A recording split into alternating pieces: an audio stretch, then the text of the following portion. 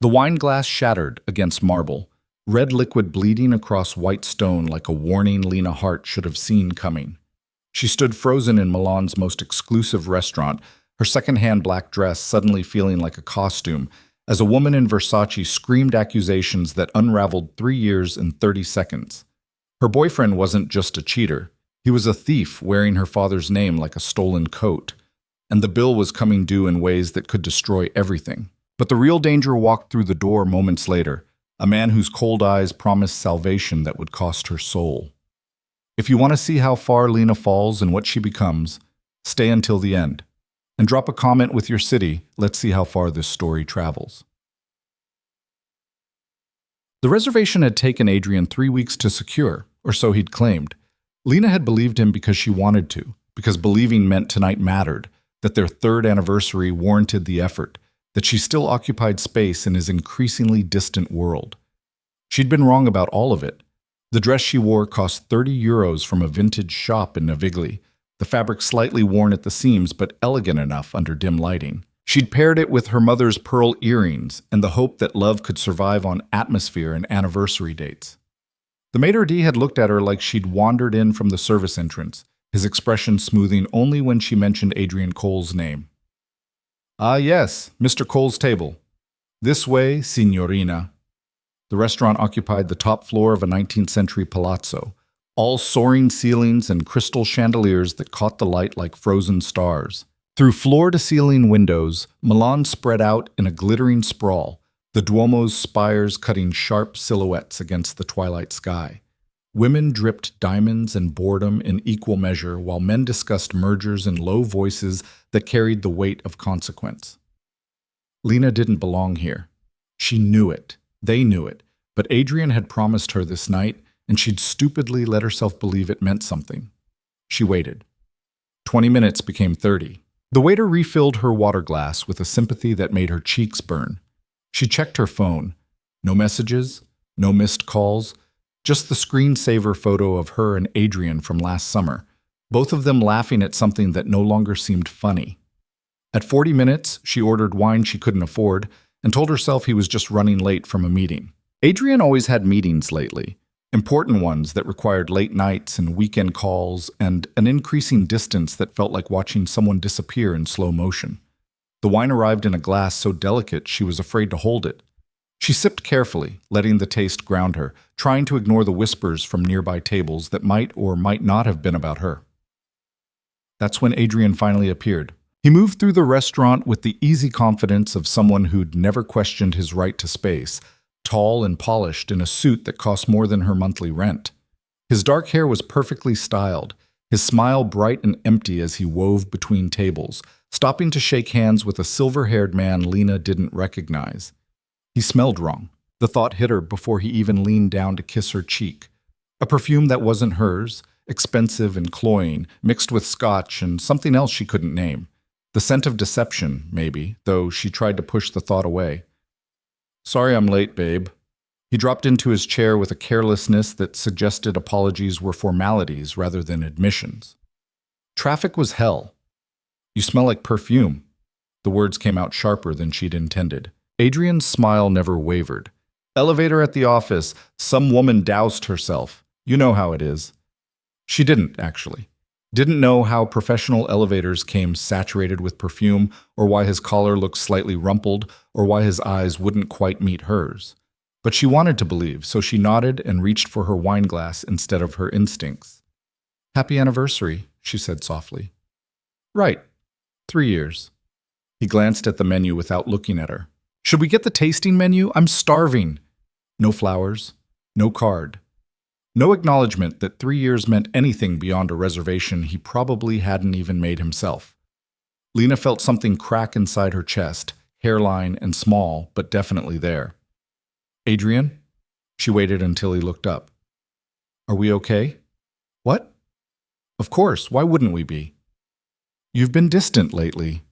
The late nights, the weekend work, I'm building something, Lena." Impatience bled through his polished veneer. "My career doesn't run on a 9-to-5 schedule. I thought you understood that." She had understood, had supported him through every canceled date and forgotten promise, had smiled through explanations that grew thinner each time, but understanding was starting to feel like complicity in her own abandonment. "I just miss you," she said quietly. "I'm right here." He reached across the table, squeezing her hand with a pressure that felt more like obligation than affection. "Let's just enjoy the night, okay? No drama." Drama. As if her feelings were theatrical rather than valid, performance instead of pain. Lena withdrew her hand and picked up the menu, blinking back the sting behind her eyes. She wouldn't cry. Not here. Not in this palace of glass and judgment where her dress was already marking her as an outsider. The waiter appeared, impeccably suited and professionally oblivious to the tension crackling across their table. Adrian ordered in flawless Italian, another skill he'd acquired recently, along with the expensive suits and the perfume-scented lies. Lena ordered something she couldn't pronounce and hoped it wouldn't be too embarrassing when it arrived. They made it through the appetizers on small talk that felt like crossing a minefield. Adrian's phone buzzed constantly, each vibration pulling his attention away mid-sentence. He checked it under the table like she wouldn't notice, his thumbs flying across the screen while she pretended to admire the view. "Work emergency?" She tried to keep the sarcasm light. "Client crisis. Nothing I can't handle Monday." He finally set the phone face down, though his fingers kept drifting toward it like a tell. "So, how's the museum?" "Gallery. I work at a gallery, Adrian. Like I have for 2 years. Right, gallery. How's that going?" The fact that he couldn't remember her job title after 3 years together said everything his words wouldn't. Lena took a long drink of wine, letting it burn down the tightness in her throat. "It's good. We're curating a new exhibition next month." "That's great, babe." He wasn't listening. His eyes tracked something over her shoulder, narrowing slightly before he forced them back to her face. "Really great." She followed his gaze, but saw only the restaurant's elegant crowd, nothing that should have caused the flash of unease she'd caught in his expression. When she turned back, Adrian was checking his phone again. The main course arrived with theatrical flourish, plated like edible art. Lena picked at hers, appetite dissolving under the weight of realization. This night wasn't about their anniversary. It was about Adrian maintaining appearances, checking a box, going through motions while his mind was clearly elsewhere, or with someone else. The thought crystallized as she watched him, really watched him, seeing past the handsome facade to the stranger underneath. The way his eyes kept darting to the restaurant's entrance, the tension in his shoulders. The phone clutched like a lifeline to whatever reality he was hiding. "Are you seeing someone else?" The question escaped before she could stop it. Adrian's fork froze halfway to his mouth. "What? Jesus, Lena, where is this coming from?" "I'm not stupid, Adrian. The perfume, the phone calls, the way you can barely stand to look at me right now. You're being paranoid." But his voice carried an edge now, defense instead of denial. "I told you, work has been crazy.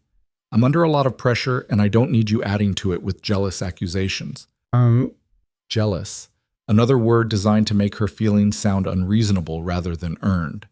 Lena opened her mouth to argue, to press, to demand the truth he clearly wasn't going to give willingly. That's when the woman arrived. She swept toward their table like a force of nature, all tumbling dark hair and fury wrapped in a Versace dress that probably cost more than Lena made in 6 months. Her beauty was the polished, aggressive kind that came from expensive maintenance, perfect skin, perfect body, perfectly manicured rage. "You fucking bastard!" Her voice cut through the restaurant's refined murmur like a knife through silk. The room went silent. Crystal clinked against china as conversations died mid-word. Every head turned toward the unfolding drama, scandal a far better appetizer than anything the kitchen could provide. Adrian shot to his feet, his face draining of color. "Alessandra, not here, not here." The woman, Alessandra, laughed, sharp and bitter. "You don't get to tell me where, Adrian." "Not after what you've done." Lena remained frozen in her chair, watching the scene unfold with a strange detachment, like she was viewing her life from a great distance. This was happening. This was real. The nightmare she'd been trying to ignore was manifesting in Versace and expensive perfume, the same perfume currently clinging to Adrian's collar. "Who are you?" Lena heard herself ask, though part of her already knew. Alessandra's dark eyes swung toward her, taking in the secondhand dress and cheap wine with a glance. Something like pity flickered across her beautiful face before hardening back into rage. I'm the woman he's been fucking for the past 6 months. And you are? The words landed like physical blows. 6 months. Half a year of lies and late nights and loving deception. Lena's hands started shaking, so she gripped the edge of the table to steady them. His girlfriend, she said quietly. For 3 years. Well, that makes us both idiots, doesn't it? Alessandra turned back to Adrian, her voice rising. Did you really think I wouldn't find out? That I wouldn't discover what you've been doing with my father's company files? A new tension rippled through the crowd. This was more than a lover's quarrel now. This was becoming something dangerous. Adrian held up his hands in a placating gesture that looked practiced. Alessandra, you're confused. Let me explain. Explain? Her laugh turned vicious. Explain how you used me to access confidential financial records? How you've been running some scheme using fake documents and stolen identities? Or maybe you'd like to explain it to the police instead. The restaurant erupted in whispers. Lena's vision narrowed, the words penetrating slowly like water through cloth. Scheme, fake documents, stolen identities. Adrian. Her voice came out steady despite everything breaking inside her. What is she talking about?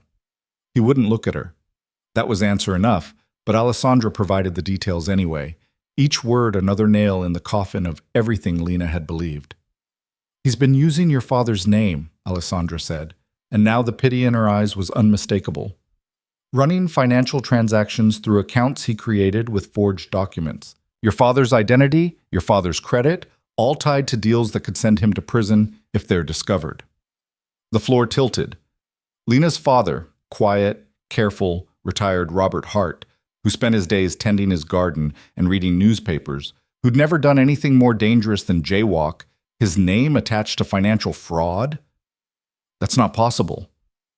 But even as she said it, memories surfaced. Documents Adrian had asked her father to sign months ago, something about investments and opportunities, papers she hadn't read closely because she'd trusted Adrian, because love was supposed to mean trust. She'd been so fucking stupid. Adrian? She stood on legs that felt distant from her body.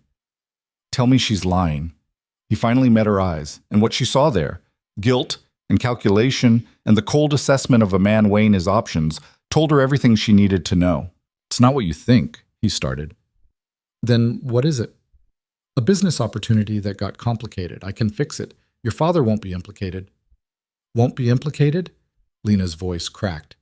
You used his identity for fraud. You dragged him into whatever criminal shit you've been doing while I... She couldn't finish. The room was spinning, whispers growing louder, faces turning toward them with the hungry fascination people reserved for watching lives implode in public. Alessandra pulled something from her designer handbag, a phone, screen glowing with what looked like financial records and account numbers. I have all the proof right here. Transactions, forged signatures, everything. My father's lawyers are already involved, and trust me, they don't lose. Adrian's composure finally cracked. You can't do this. You'll implicate yourself. I was the fool he seduced, not his accomplice. Alessandra's smile turned razor sharp. The recordings I have of our conversations make that very clear. You tried to use me, Adrian. Wrong woman. The recordings. Lena felt sick. He'd done this before then. Used women as tools to get what he wanted, leaving destruction in his wake while he moved on to the next mark. And she'd been so blind. Lena, wait. Adrian reached for her as she grabbed her purse, but she jerked away from his touch like it burned. Don't you fucking dare touch me. We can talk about this. In private. Just let me explain. Explain what? How you've been lying to me for 6 months? A year? Longer? Her voice was rising now, hysteria bleeding through the shock. How you were planning to let my father take the fall for your crimes. How everything between us was just another con. That's not true. What we have is real. Lena's wine glass hit the marble floor before she consciously decided to throw it. Red liquid splashed across white stone, glass shattering into 1,000 pieces that caught the chandelier light like broken stars. The sound echoed through the silent restaurant, final and devastating. We have nothing, she said. We never did. She turned to leave, vision blurring with tears she refused to let fall in front of this crowd. But Adrian's voice followed her, desperate now, stripped of its polish. If you walk away, your father goes down. I've made sure of that. You need me to fix this, Lena. Don't be stupid. She froze, turned back, looked at the man she'd wasted 3 years loving, and saw only a stranger wearing a familiar face. Threaten my father again, she said quietly, and I'll make sure Alessandra's lawyers are the least of your problems. Empty words? They both knew it. She had no power here, no leverage, no way to protect her father from the trap Adrian had built around him. But she said them anyway because surrender was worse than bluffing. She fled. The restaurant blurred past her, shocked faces and whispered commentary, and the maitre d' saying something about signorinas and composure. She didn't stop, couldn't stop, just pushed through the heavy doors into the cool night air. Milan spread out before her, beautiful and indifferent to her pain. The Duomo's lights glittered in the distance, tourists and locals going about their lives while hers collapsed. She leaned against the building's stone facade, trying to breathe through the panic closing around her throat. Her phone. She needed to call her father, warn him, figure out what Adrian had done and how to fix it. But her hands were shaking too badly to unlock the screen, and her mind kept circling the same thoughts on an endless loop. 6 months of lies. Her father's name on fraudulent documents. Adrian's cold calculation. The perfume she'd smelled. The woman in Versace who'd known about her but fucked him anyway. 3 years of love revealed as nothing but performance. She was going to be sick. Signorina. The voice came from her left, low and accented and carrying an authority that made her spine straighten reflexively. She looked up, vision still blurred, and found a man watching her from the palazzo's private entrance. He was tall, that registered first, dressed in a suit that made Adrian's expensive wardrobe look like costume jewelry. Dark hair, sharp features, and eyes that assessed her with an intensity that felt like being X-rayed, dangerous. The words surfaced instinctively, though she couldn't have said why. I'm fine, she managed, though they both knew it was a lie. Just leaving. You're crying. Not a question. His English was perfect but threaded with Italian, each word deliberate. And your dress has wine on it. She looked down. Red splatters stained the black fabric, evidence of her dramatic exit. Perfect. As if this night needed to be more humiliating. It's nothing. I'm sorry. I'll just... She gestured vaguely toward the street, toward escape, anywhere but here under this stranger's penetrating stare. The man inside. Adrian Cole. The way he said the name carried disdain. He is the reason for your tears? Lena stiffened. Do you know him? I know what he is. The stranger moved closer, and she caught the scent of expensive cologne and something else. Gunpowder, maybe, or just danger distilled into essence. A thief. A liar. A man who makes promises he has no intention of keeping. Then you know him well. Bitter laughter escaped before she could stop it. Are you a friend of his? Here to tell me I'm overreacting? That I should give him another chance? No. Simple. Final. I came to tell you that you're in danger. The laughter died. Lena studied the stranger's face, looking for deception and finding only cold certainty. What are you talking about? Adrian Cole has been conducting illegal financial transactions using fraudulent documents. These transactions involve people who do not forgive mistakes or show mercy to those who betray them. When his scheme collapses, and it will collapse, there will be consequences. Not just for him.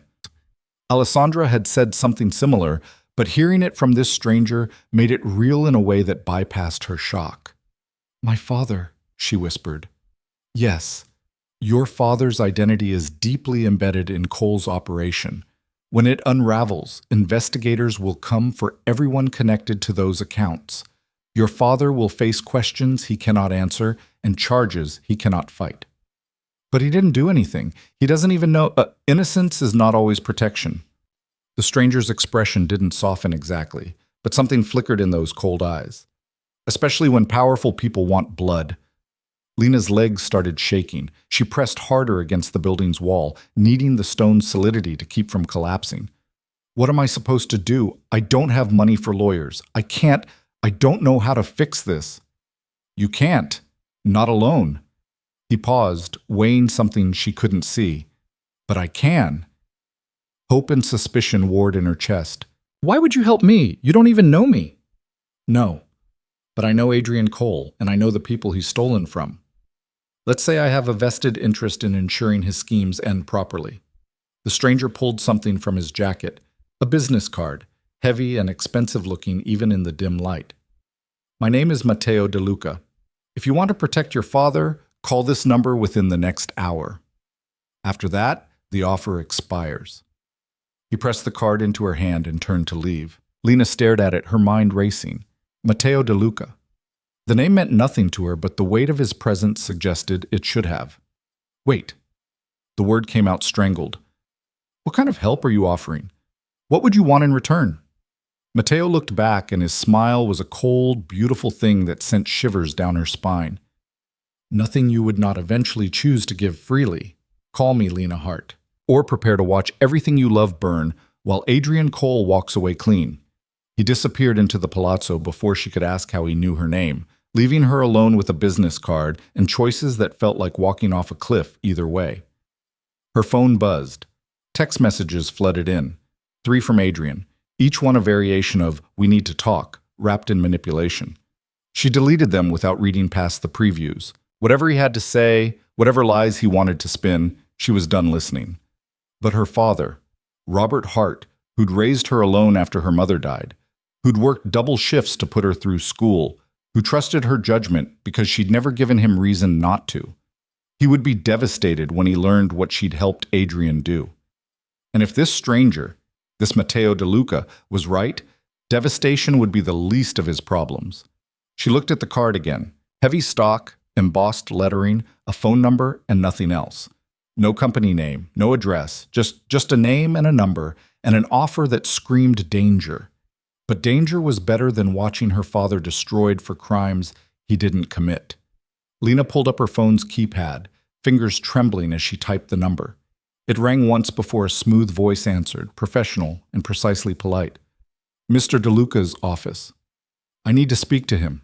He said, he gave me this number and said to call within an hour. She glanced at the time. 40 minutes had passed since he'd walked away. My name is Lena Hart. One moment, please. Classical music filled the line. Lena closed her eyes, trying to breathe, trying to think past the panic and make sense of everything that had shattered in the span of one dinner. This morning she'd woken up planning an anniversary. Now she was standing outside a palazzo in wine-stained dress, calling a stranger who'd somehow known her name, hoping he could save her from the wreckage of her own blindness. The music cut off. Miss Hart, Matteo's voice carried that same dangerous authority. I'm pleased you called.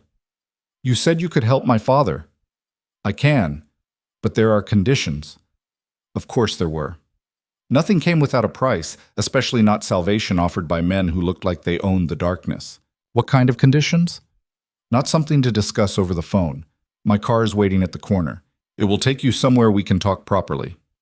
Every instinct screamed that getting into a strange car with a strange man was the fastest way to become a crime statistic.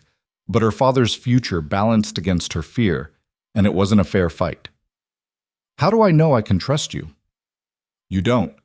But you know you cannot trust Adrian Cole, and you know he will not fix this mess. So your choices are simple, Miss Hart. Trust the devil you know or take a chance on the one you don't. She should refuse. Should call the police, call a lawyer, call anyone except the mysterious stranger who'd appeared out of nowhere with convenient solutions. But police meant investigations her father couldn't survive, and lawyers cost money she didn't have. And Adrian had already proven that love was just another con for him to exploit. The black Mercedes, Matteo continued, as if her agreement was inevitable. The driver's name is Enzo. He'll bring you to me. The line went dead. Lena stood there, phone clutched in her shaking hand, aware that she was at a crossroads that would define everything that came after. Walk away, and hope Adrian's damage could be contained. Or step into the car and accept help from a man whose eyes promised protection and danger in equal measure. She thought of her father's smile, his careful garden, the way he still set 2 places at breakfast even though it was just him now, habit from years of raising a daughter alone. What Adrian had done would kill him, if not literally, then in every way that mattered. Lena straightened, wiped the tears from her face, and walked toward the corner.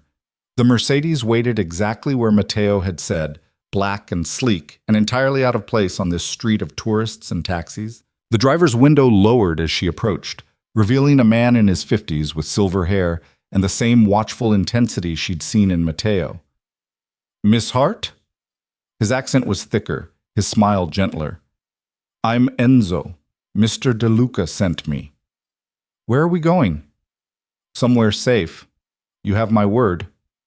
The word of a stranger should have meant nothing, but something in Enzo's steady gaze made her believe it anyway, or maybe she was just too destroyed to care anymore about smart choices. She got in the car. The interior smelled like leather and money. Enzo pulled smoothly into traffic, navigating Milan's streets with the ease of long familiarity. Lena watched the city scroll past, lights blurring through windows tinted dark enough to hide anything. "How long have you worked for Mr. De Luca?" she asked, needing to fill the silence with something other than panic. 20 years. "What does he do? I mean, for work?" Enzo's eyes met hers in the rearview mirror. "He solves problems, signorina. Very complicated problems for very important people." That told her nothing and everything. Lena's hands twisted in her lap, wringing the fabric of her stained dress.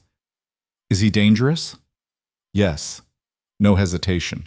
"But not to you. Not if you keep your word." "I haven't given my word to anything yet." "No, but you will." The certainty in his voice should have frightened her. Instead, it settled something in her chest, like having a choice confirmed even if it wasn't really a choice at all. They drove for 15 minutes, leaving the tourist district behind for quieter streets lined with elegant buildings that spoke of old money and older power. The car finally stopped in front of a palazzo that made the restaurant look modest, all carved stone and wrought iron and windows that glowed with warm light. "Mr. De Luca is waiting in the library," Enzo said, opening her door with old-world courtesy. "Second floor, last door on the left." Lena stepped out onto cobblestones that had probably been there for centuries, her cheap heels clicking against history. A different woman answered the palazzo's door, middle-aged, dressed in elegant black, her expression professionally neutral as she gestured Lena inside. The interior was breathtaking. Marble floors, frescoed ceilings, art that probably belonged in museums. Lena climbed a curved staircase wide enough for ball gowns, her fingers trailing along a banister polished smooth by generations of hands. The library door stood open. She paused at the threshold, taking in floor-to-ceiling bookshelves, leather furniture, and a fireplace where flames crackled with expensive warmth. Matteo stood by the window, silhouetted against Milan's glittering skyline, and turned as she entered. "Miss Hart, please, sit." She remained standing. "I want to know exactly what you're offering before I agree to anything." "Fair enough." He moved to a sideboard, pouring amber liquid into cut crystal glasses. "Your father is currently implicated in financial fraud totaling approximately 3 million euros. Adrian Cole used his identity to create accounts, forge signatures, and execute transactions that will appear to investigators as though your father was a willing participant." "But he wasn't. He had no idea." "I believe you. Unfortunately, prosecutors will not." Matteo handed her a glass. She took it reflexively, though she had no intention of drinking. "However, I have resources that can make this problem disappear. Accounts can be closed, records can be altered, connections can be severed. Within 72 hours, your father's name will be clean."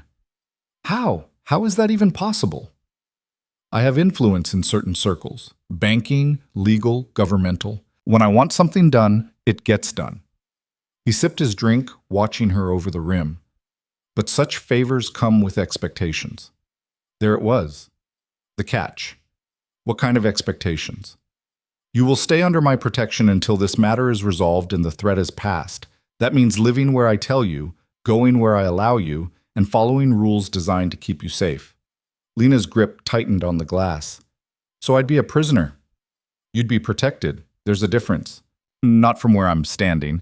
Something that might have been respect flickered across Matteo's face. "You have spirit." "Good. You'll need it." He set down his glass, his full attention focusing on her with an intensity that made her breath catch. "Adrian Cole has made enemies far more dangerous than a scorned lover or defrauded company. When his network collapses, those enemies will look for leverage.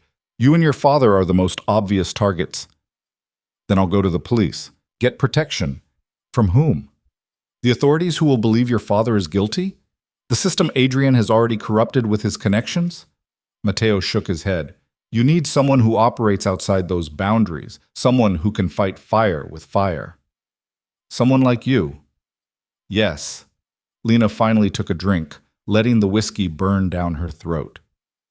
And what do you get out of this? Why would you help me? I told you, Adrian Cole needs to be stopped, and I prefer to control how that happens.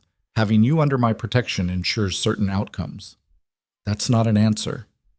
It's the only answer you'll get tonight. Matteo moved closer, and she forced herself not to step back. So what will it be, Lena Hart? Do you trust me to save your father, or do you walk away and hope for miracles? She should ask more questions. Demand details, guarantees, something more concrete than vague promises from a dangerous stranger. But time was running out, and her father was at home right now, probably watching television, completely unaware that his daughter's terrible judgment had put a target on his back. If I agree, she said slowly, I need to call my father first, warn him, make sure he's safe tonight. Of course. Use the phone on the desk. Tell him there's been a security concern at your gallery and you've arranged protection for both of you as a precaution. Keep it vague. You want me to lie to him? I want you to keep him calm while I work. Panic helps no one. Matteo's expression softened almost imperceptibly. You can tell him the truth later when he's truly safe. For now, ignorance will protect him better than fear. Lena moved to the desk, lifting the ornate phone with trembling hands. Her father answered on the third ring, his voice warm and surprised. Lena? Sweetheart, it's late. Is everything all right? I'm fine, Dad. But there's been a situation at the gallery, some concerns about security. I've arranged for us to have protection for a few days, just to be safe. Protection? What kind of situation? She met Matteo's eyes across the room, looking for guidance and finding only patient expectation. I can't go into details yet, but it's being handled. Some men will come by tonight to watch the house. Don't be alarmed. Lena, you're scaring me. I know. I'm sorry. But I need you to trust me, okay? I'll explain everything soon. I just need you to stay home and let the security do their job. A long pause. Then, this is about Adrian, isn't it? Her throat closed. How did you? I'm your father. I know when something's wrong. His voice gentled. Whatever it is, we'll handle it together. Are you safe right now? Tears stung her eyes. Yes, I'm safe. Then come home. We'll figure this out. I can't, not tonight, but the security team will keep you safe, and I'll come by tomorrow. I promise. Another pause, heavier this time. You're not telling me something important. I know. But please, Dad, just trust me one more day. Always, sweetheart. Always. She hung up before she started crying again, before the weight of what she was doing crashed through her fragile control. Matteo appeared beside her with a handkerchief, actual cloth, monogrammed, the kind of detail that spoke of a world far removed from her own. He'll be safe, Matteo said quietly. I've already sent men to watch his house. No one will touch him. How long? She wiped her eyes, hating that she was breaking down in front of this stranger. How long do I have to stay under your protection? Until Adrian Cole and his associates are no longer a threat. A few weeks, possibly longer. Weeks. Weeks of living under guard, following rules, existing in a cage even if it was gilded, but alive. Her father alive. That had to be enough. What about my job? I can't just disappear. You'll call in sick. I'll ensure you're compensated for the lost wages. Matteo's tone suggested this was already decided. You will stay at one of my properties, eat food prepared by my staff, and go nowhere without security. These are not negotiations, Lena. These are the terms. And if I say no? His smile was cold and honest. Then you walk out that door, and I wish you luck with the consequences, but we both know you won't do that. He was right. She wouldn't. Couldn't. Not when her father's freedom depended on accepting help from a man whose eyes promised he always collected on debts. Okay. The word came out barely above a whisper. Okay, I'll do it. Good. Matteo pulled out his phone, typing something quickly. Enzo will take you to your apartment to pack. Bring what you need for 2 weeks, nothing electronic that can be traced. Tomorrow we'll move you somewhere more secure. Where? You'll see when we get there. He looked up from his phone. One more thing. You are not to contact Adrian Cole under any circumstances. No calls, no messages, no meeting him if he shows up at your door. If he finds you, he becomes a bigger problem than I want to deal with. I have no interest in talking to him ever again. Anger fades, Lena. Heartbreak makes people stupid. I'm telling you this will be a rule, not a request. The truth in his words stung. Fine. No contact with Adrian. What else? Tonight, nothing else. Tomorrow, we'll discuss the rest. He walked her to the door, his hand settling on her lower back with a possessiveness that should have bothered her, but somehow didn't. You made the right choice. I won't let you regret it. She wanted to believe him, wanted to trust that this wasn't just trading one cage for another. But as Enzo drove her back toward her small apartment in a neighborhood that would feel like poverty compared to the palazzo, Lena couldn't shake the feeling that she'd just signed away more than her freedom. She'd signed away her life. And the man holding the contract had eyes that promised he'd never let her forget it. The apartment felt smaller than she remembered, cramped and shabby after the palazzo's grandeur. Lena moved through the familiar space with Enzo waiting by the door, his presence a silent reminder that her old life was already receding into memory. She pulled a suitcase from the closet, hands moving on autopilot as she packed. Clothes, toiletries, her mother's jewelry box, the essentials of a life that no longer seemed to fit. Every item she touched carried memories she wasn't ready to process. The sweater Adrian had given her last Christmas went in the trash. The books they'd read together stayed on the shelf, abandoned. Miss Hart, Enzo's voice was gentle. We should go soon. I know, just give me 5 more minutes. She stood in the bathroom doorway, staring at the counter where Adrian's razor still sat next to her makeup. He'd kept things here, slowly colonizing her space the way he'd colonized her life. Little invasions she'd welcomed because they felt like commitment. Now they just felt like evidence. Lena swept everything of his into a trash bag. Razor, cologne, the toothbrush he'd left. All of it. Let him wonder where it went. Let him show up tomorrow and find nothing but absence where he'd assumed permanence. Her phone buzzed. Another text from Adrian. Then another. She powered it off without reading them and added it to her suitcase. Tomorrow she'd get a new number, another piece of her old life severed clean. The drive to Matteo's property took 40 minutes, heading north from the city into hills where estates hid behind walls and gates. Dawn was breaking by the time they arrived, pink light spilling across manicured grounds that seemed to stretch forever. The house, calling it a house felt inadequate, rose 3 stories of pale stone and tall windows, beautiful and imposing in equal measure. A woman met them at the entrance, older than the one from the palazzo, her silver hair pulled back in a neat bun. She introduced herself as Signora Russo, the housekeeper, and led Lena through rooms that blurred together in their elegance. Marble and silk, art and antiques, the accumulated wealth of generations on casual display. Your suite is on the 2nd floor, Signora Russo said, climbing a staircase that made Lena's apartment building look like a hovel. Mr. De Luca has already left for business, but he'll return this evening. In the meantime, please make yourself comfortable. The suite turned out to be larger than Lena's entire apartment. A bedroom with a 4-poster bed and views of the gardens, a sitting room with sofas that probably cost more than her car, a bathroom of white marble and gold fixtures that looked like something from a luxury hotel. Fresh flowers sat on every surface, their perfume subtle and expensive. If you need anything, use the phone by the bed, Signora Russo continued.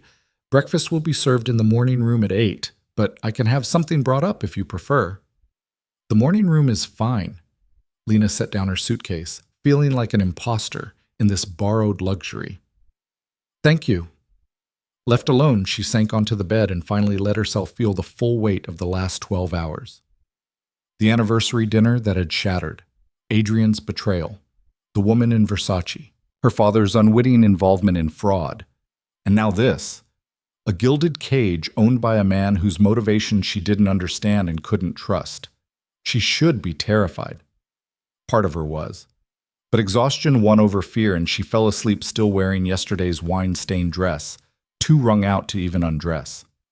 When she woke, afternoon sun slanted through gauzy curtains and someone had left a tray of food on the sitting room table. Cold cuts, cheese, bread still warm, fruit arranged like art.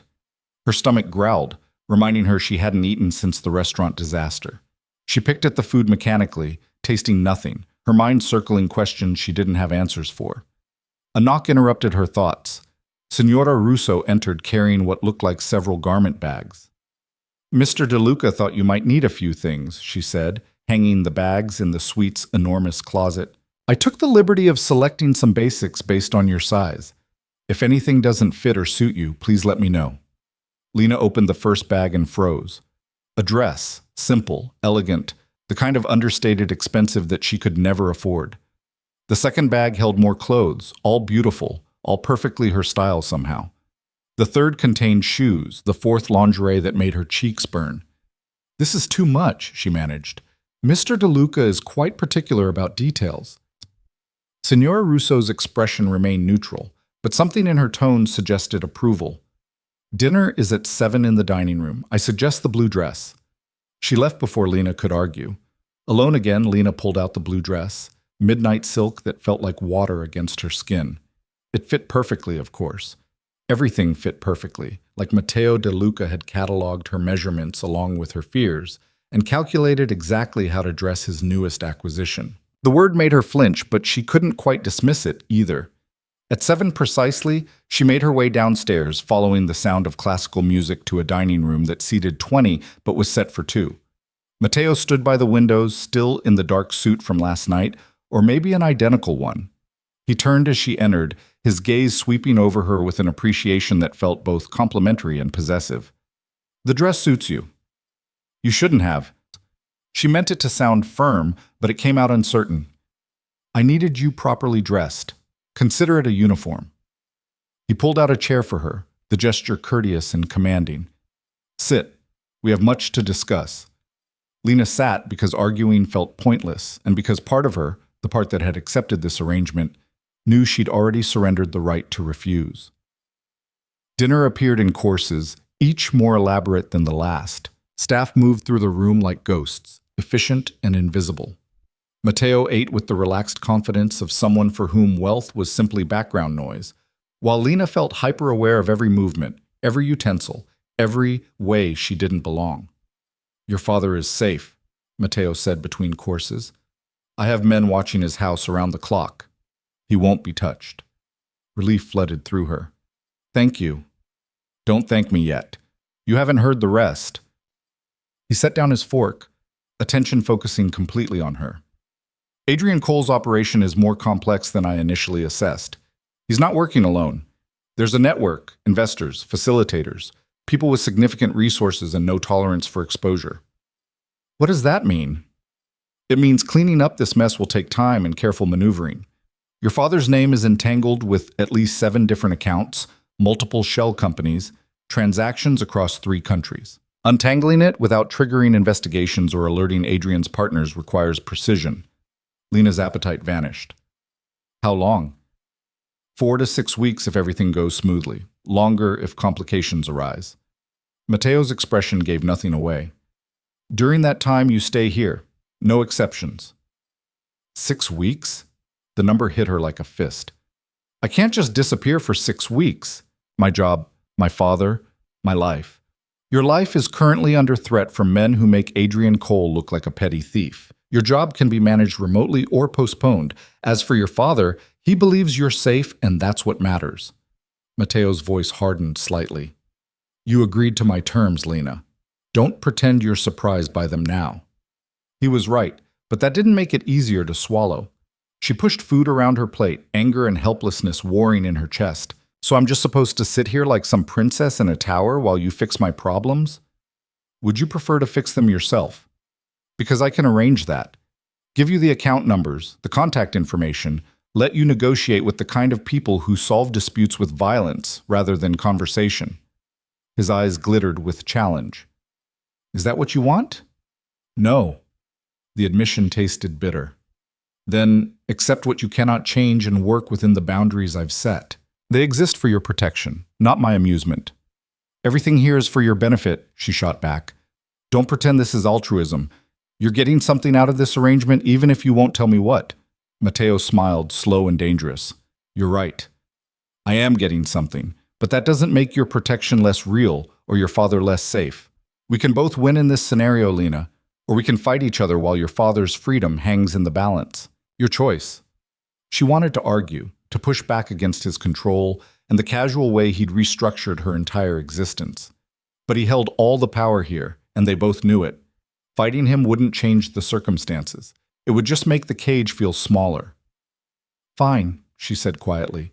I'll follow your rules, but I need to know what they are. All of them. Fair enough? Matteo leaned back, ticking off points like a general laying out battle strategy. First, you don't leave the estate without my explicit permission and armed escort. Second, no contact with anyone from your old life except your father, and those conversations are monitored for security. Third, you tell no one where you are or who you're with. Fourth, you follow instructions from my security team without question or delay. Each rule felt like another lock clicking shut. That's it? For now. Other expectations will become clear as we go. He paused, studying her. You're angry. I'm trapped. You're protected. Learn the difference. Protected feels a lot like imprisoned from where I'm sitting. Then perhaps you're sitting in the wrong chair. Matteo stood, extending his hand. Come with me. She hesitated, suspicious of the shift in his demeanor. But curiosity won over caution, and she took his hand. His grip was warm, strong, absolutely certain of its right to touch her. He led her through the house to a set of French doors that opened onto gardens lit by subtle pathway lights. The night air was cool and perfect, carrying the scent of jasmine and roses. They walked in silence, Matteo's hand still holding hers, until they reached a fountain where water danced in moonlight.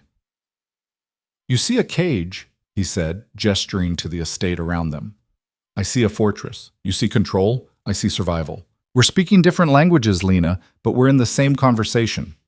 Then help me understand yours. She pulled her hand free, needing the distance. Tell me why you're really doing this. What Adrian did to make you care enough to help a stranger. Matteo was quiet for a long moment, his profile sharp against the darkness. When he finally spoke, his voice carried an edge she hadn't heard before. Adrian Cole stole from someone I protect. Not money. Money I don't care about. He stole information, leverage, secrets that could destroy lives if used incorrectly. In doing so, he made himself and everyone connected to him a liability. And I'm connected to him. You were. Now you're connected to me instead, which means you're under my protection, but also my responsibility. If something happens to you because of Adrian's stupidity, it reflects on my ability to control my territory. His gaze shifted to her, intense enough to make her breath catch. I don't allow reflections of weakness. Territory.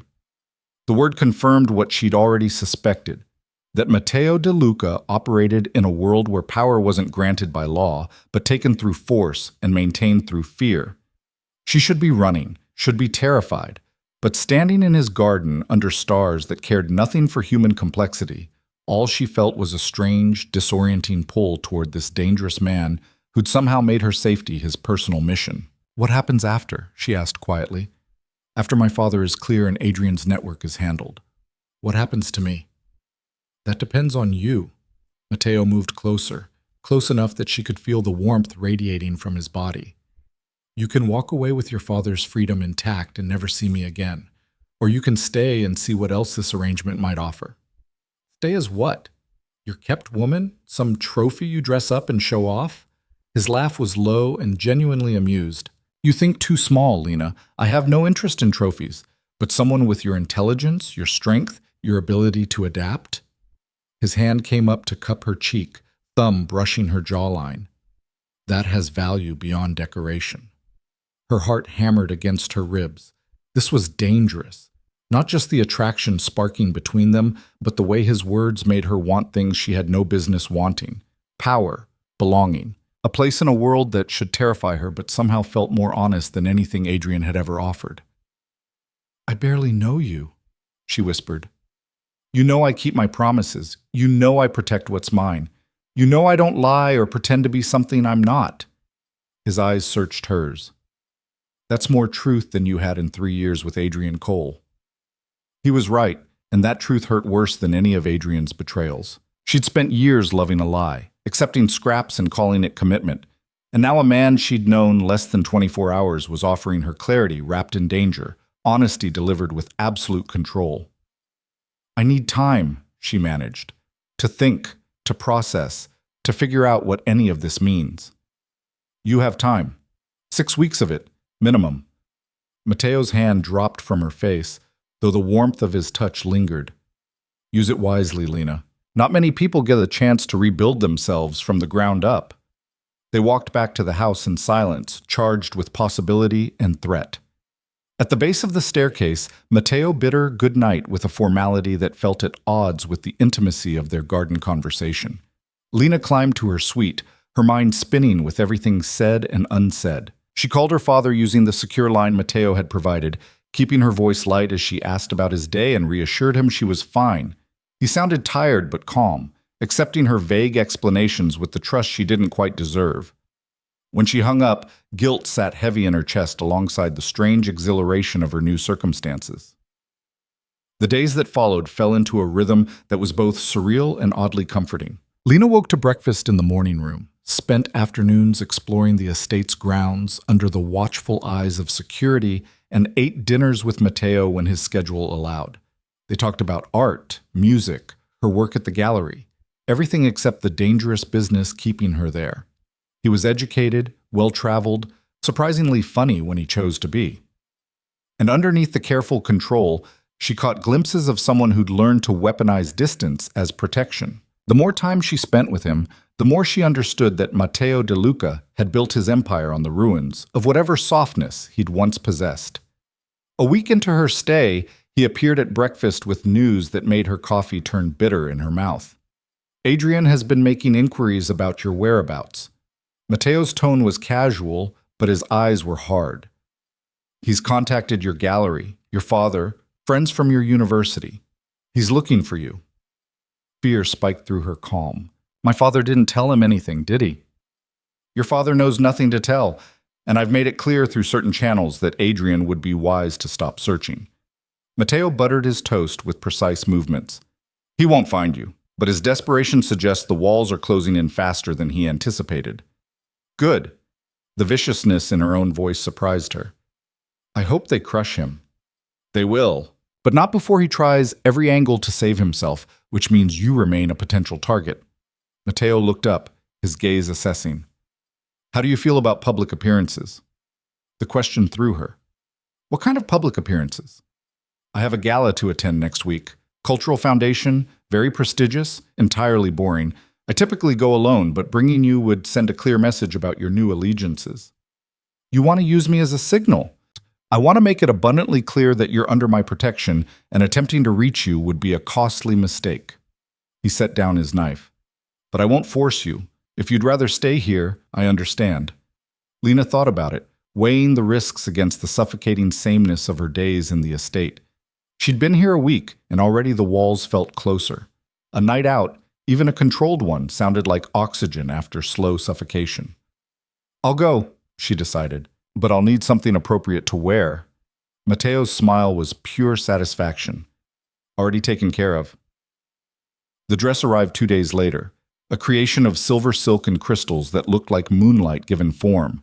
It fit like it had been designed specifically for her body, which it probably had. Lena stared at her reflection on the night of the gala, barely recognizing the woman looking back. The scared girl in this wine-stained dress had been replaced by someone who looked like she belonged in Matteo's world. The gala was held at a museum, all marble columns and soaring ceilings filled with Milan's elite. Lena entered on Matteo's arm, feeling the weight of every gaze that tracked their progress. Whispers followed them like a wake, speculation and curiosity mixing into audible buzz. They're staring, she murmured. Let them. Matteo's hand settled on her lower back, possessive and protective. You're exquisite. Of course they're staring. He introduced her to a parade of important people whose names she forgot immediately, powerful men and elegant women who assessed her with varying degrees of interest and calculation. She smiled, made small talk, played the role of Matteo's companion with a grace she didn't know she possessed. And then she saw Adrian. He stood across the room, champagne in hand, talking to a woman Lena didn't recognize. He looked the same, handsome, polished, utterly at ease in his expensive suit.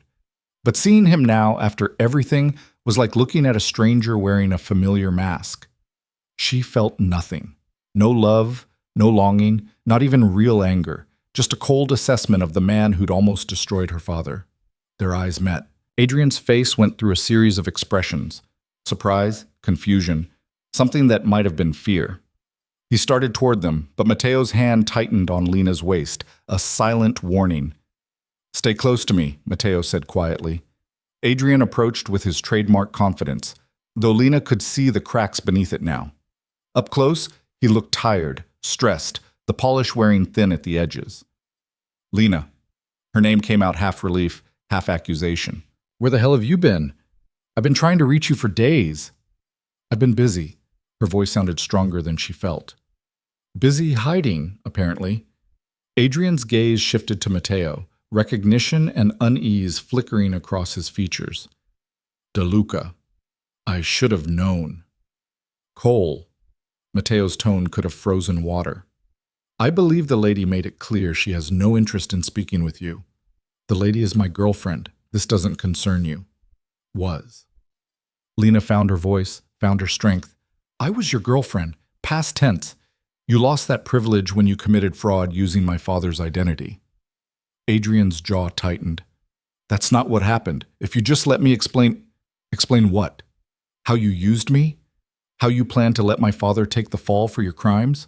How you were fucking another woman while pretending to love me?" Each word came easier, fueled by weeks of suppressed rage. "I don't need your explanations, Adrian. I need you to stay away from me and my father.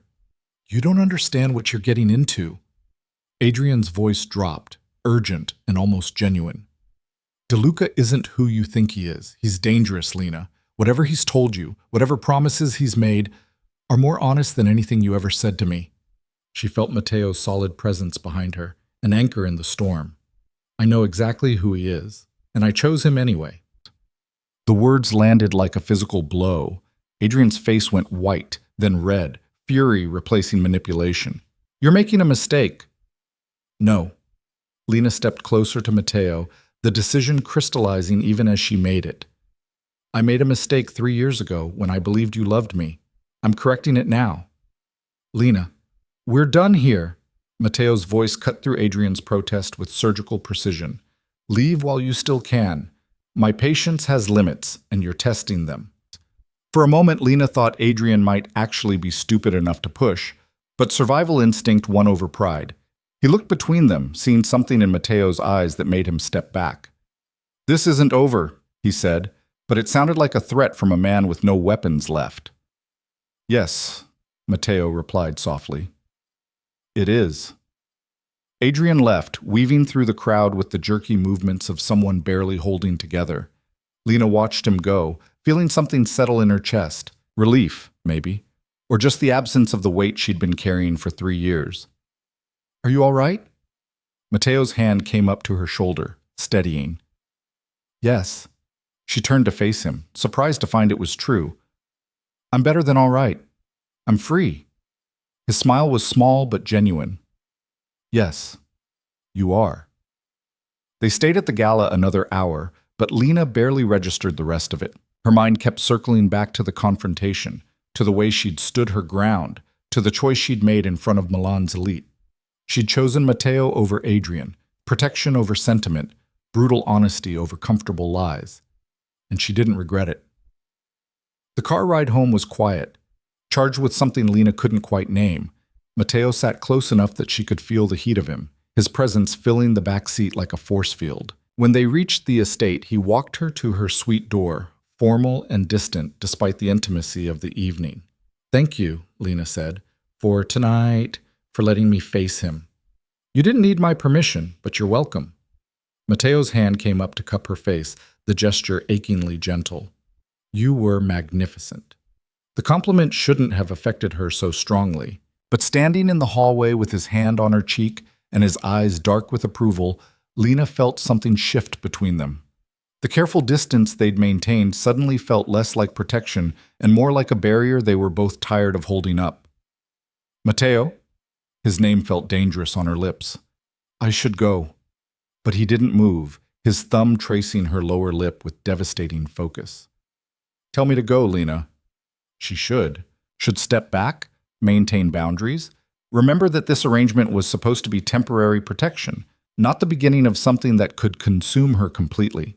Instead, she rose on her toes and kissed him. His response was immediate and total. One hand slid into her hair, while the other pulled her flush against him, his mouth claiming hers with a hunger that matched her own.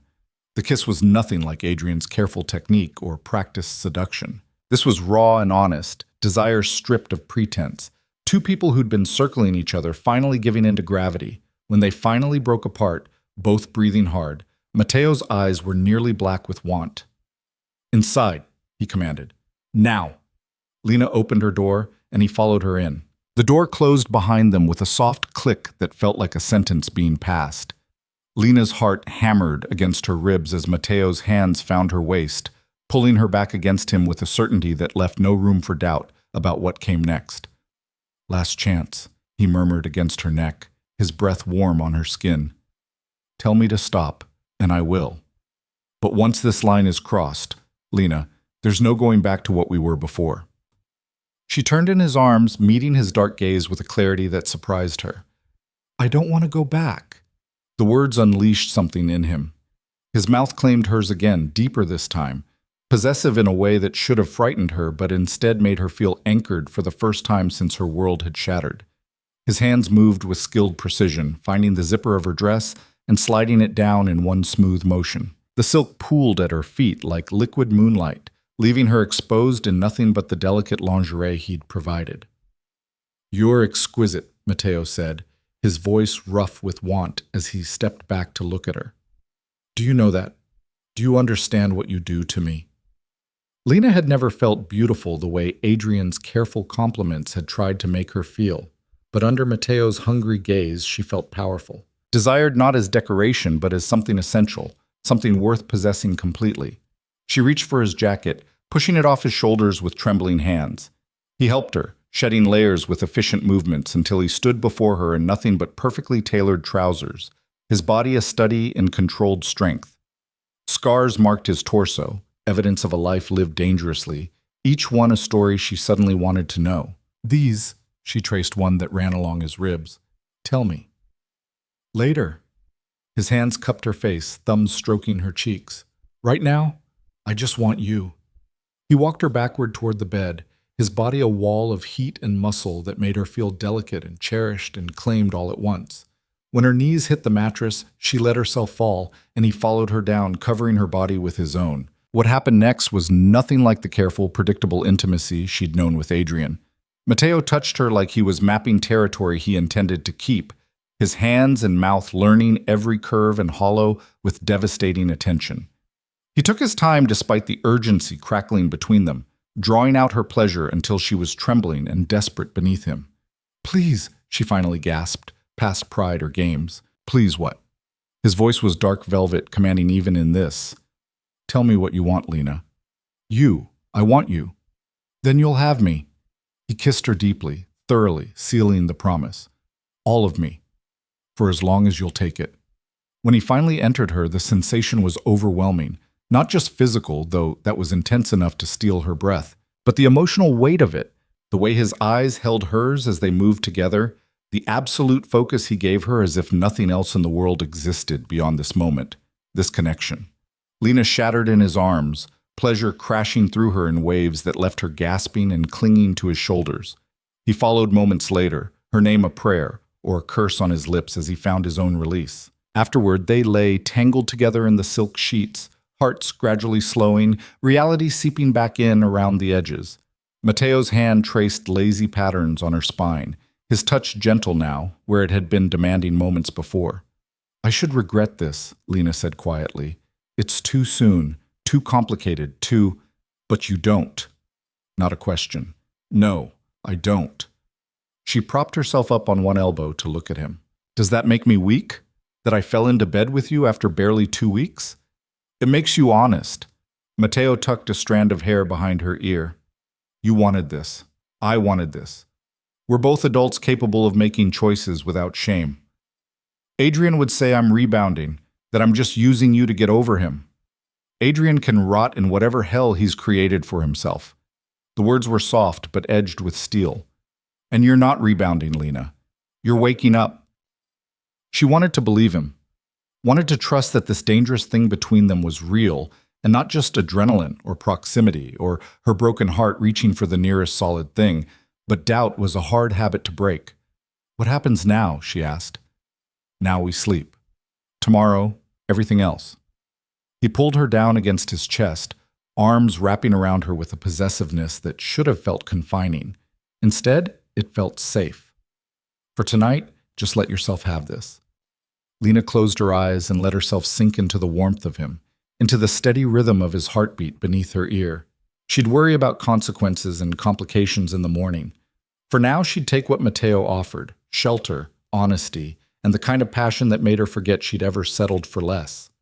She woke to find him gone, though the indentation on his pillow and the lingering scent of his cologne proved it hadn't been a dream. A note on the nightstand, written in bold, precise handwriting, read simply, Business calls. Back by evening. Don't leave the estate. Even his notes were commands. Lena should have bristled at the presumption, but after last night, the protective order felt less like control and more like concern. She showered, letting hot water wash away the last physical traces of their encounter, even as the emotional imprint settled deeper. Signora Russo appeared at breakfast with her usual efficient kindness, giving no indication she knew or cared what had transpired between Lena and her employer. The routine continued as it had for the past 2 weeks. Breakfast, a walk through the gardens under the guard's watchful eyes, lunch in the solarium where she'd discovered a collection of art books that rivaled most libraries. But everything felt different now, sharper, more vibrant, like she'd been viewing the world through gauze and someone had finally pulled it away. Her phone rang mid-afternoon, the secure line reserved for her father. She answered immediately, always bracing for the call that would mean Adrian's damage had caught up to them. Sweetheart, Robert's voice was warm and solid, the voice of home and safety. How are you holding up? I'm good, Dad. Really good, actually. It surprised her to realize it was true. How about you? Any problems with the security team? They're very professional, barely know they're there most of the time. He paused, and she could hear the question he was trying not to ask. Lena, are you going to tell me what's really going on? This has gone on longer than any gallery security concern would warrant. She'd known this conversation was coming, had dreaded it, but her father deserved more than comfortable lies. It's about Adrian, Dad. He did something illegal that involved using your identity. I'm working with someone to fix it, to make sure you're protected. The silence on the other end stretched long enough to make her nervous. When Robert finally spoke, his voice carried a weight she rarely heard. I signed those papers he brought me. The investment documents. I know. I should have read them more carefully, should have asked more questions. But he was your boyfriend, and I trusted your judgment. The pain in his admission made Lena's throat tighten. I'm sorry, sweetheart. I put us both in danger because I was too eager to help. This isn't your fault, Dad. Adrian manipulated both of us. He's good at it. It's practically a profession for him. She gripped the phone tighter. But the person I'm working with, he's handling it. In a few more weeks, your name will be clear and Adrian won't be able to touch either of us. This person. Robert's tone shifted, taking on the protective edge she remembered from her teenage years. Is he treating you well? You're safe with him? Lena thought of Matteo's hands on her skin. His promises whispered in darkness, the way he'd looked at her like she was something precious and powerful. Yes, I'm safe. He's complicated, but honorable in his own way. Honorable men don't usually require this level of secrecy. Neither do gallery curators, but here we are.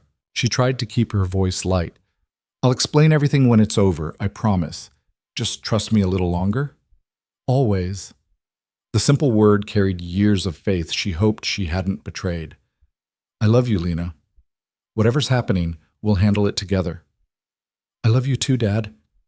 She hung up, feeling the weight of responsibility settle heavier across her shoulders. Her father was safe because of Matteo.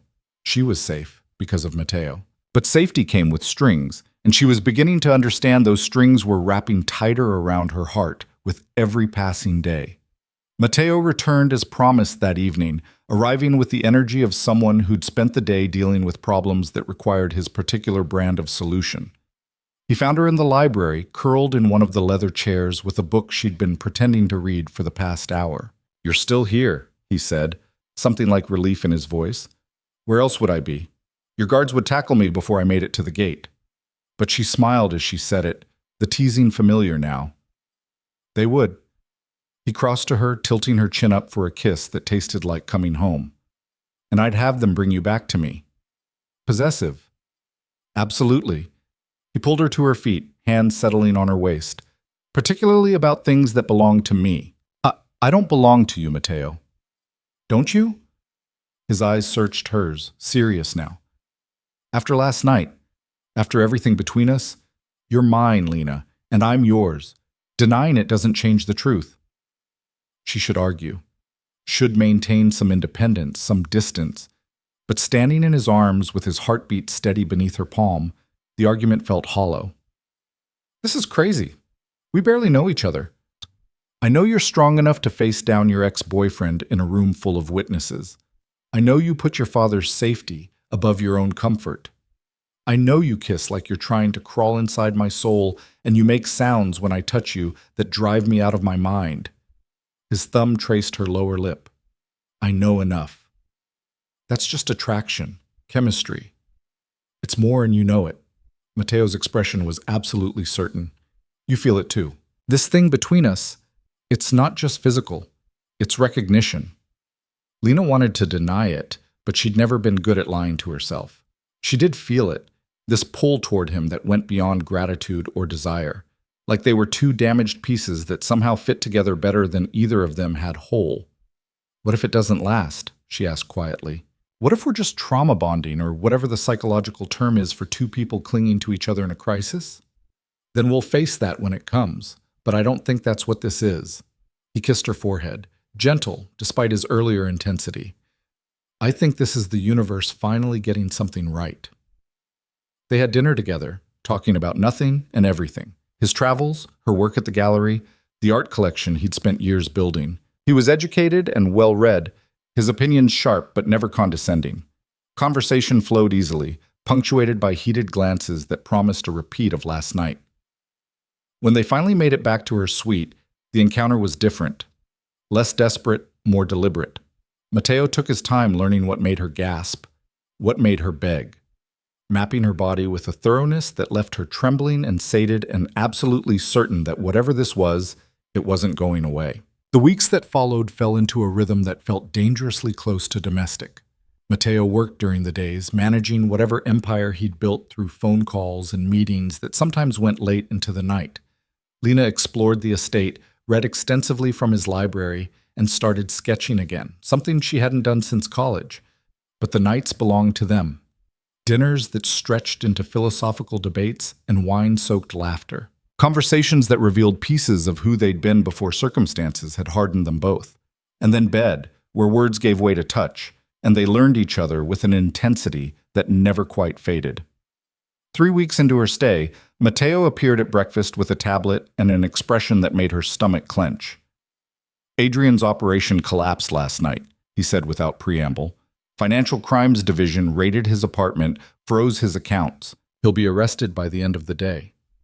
Relief and something else, vindication maybe, flooded through her. "My father?" Clean. Every connection severed, every document proving his innocence filed and verified. As far as any investigation is concerned, Robert Hart was another victim of Adrian Cole's scheme. Matteo set the tablet in front of her, showing legal documents dense with text. "It's over, Lena. You're both safe."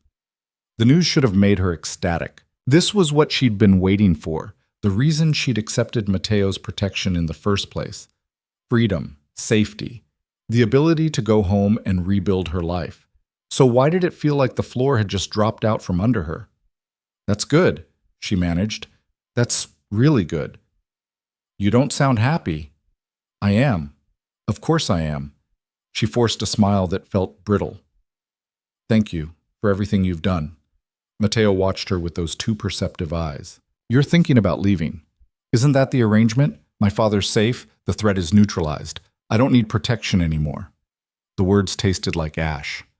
No, you don't need protection. He moved around the table, crouching beside her chair so they were eye level. But that doesn't mean you have to leave. Stay, Lena, not because you need to, but because you want to. Stay and be what?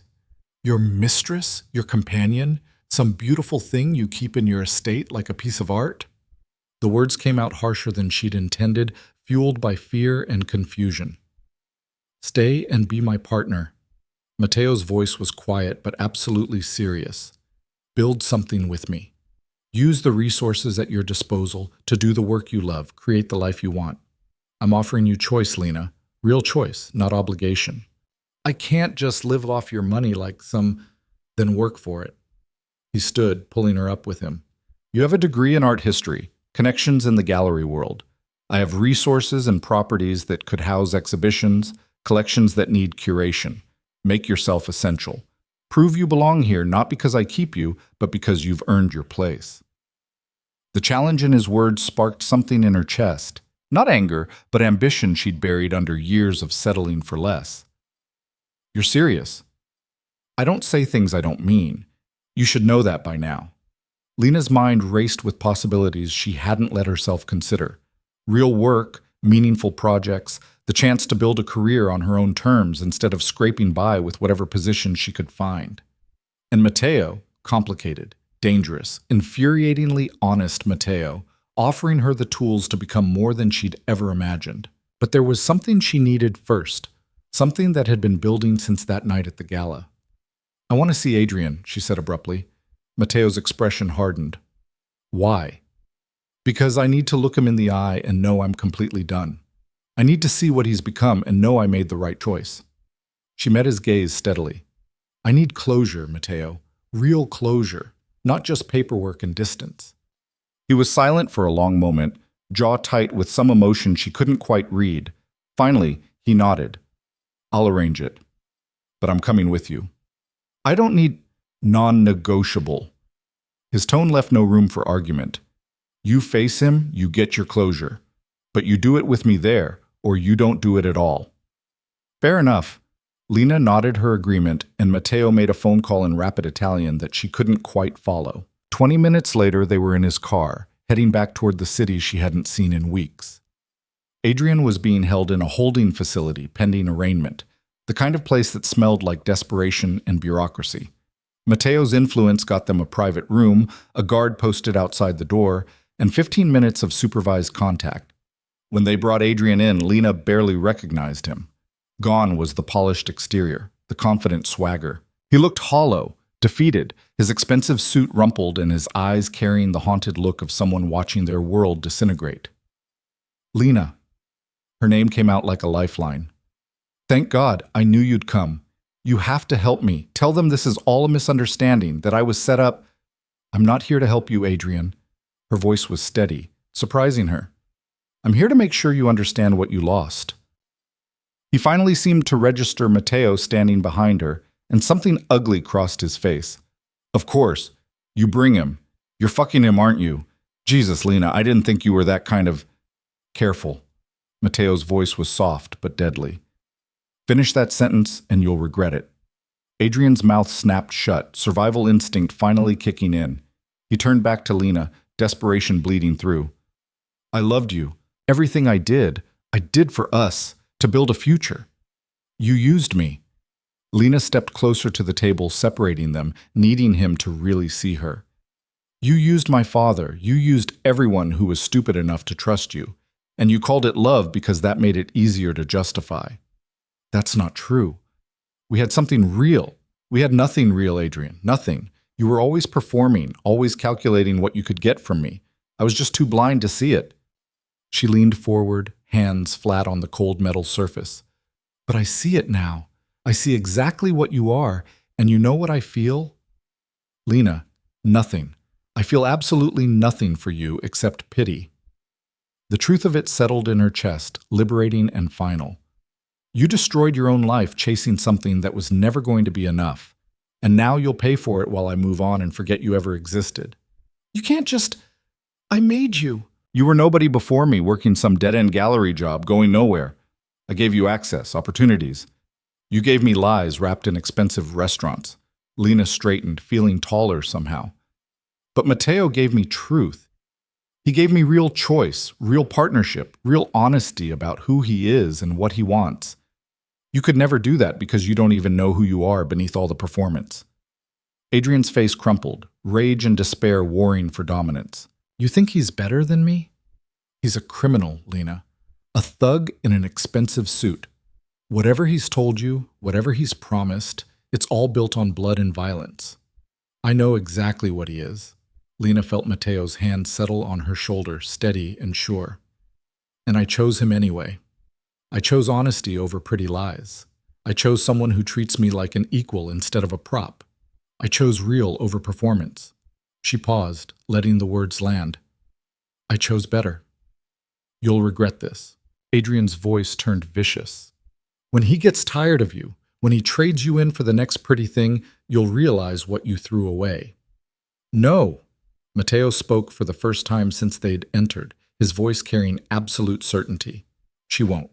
Because unlike you, I value what I have. And I don't trade people like commodities.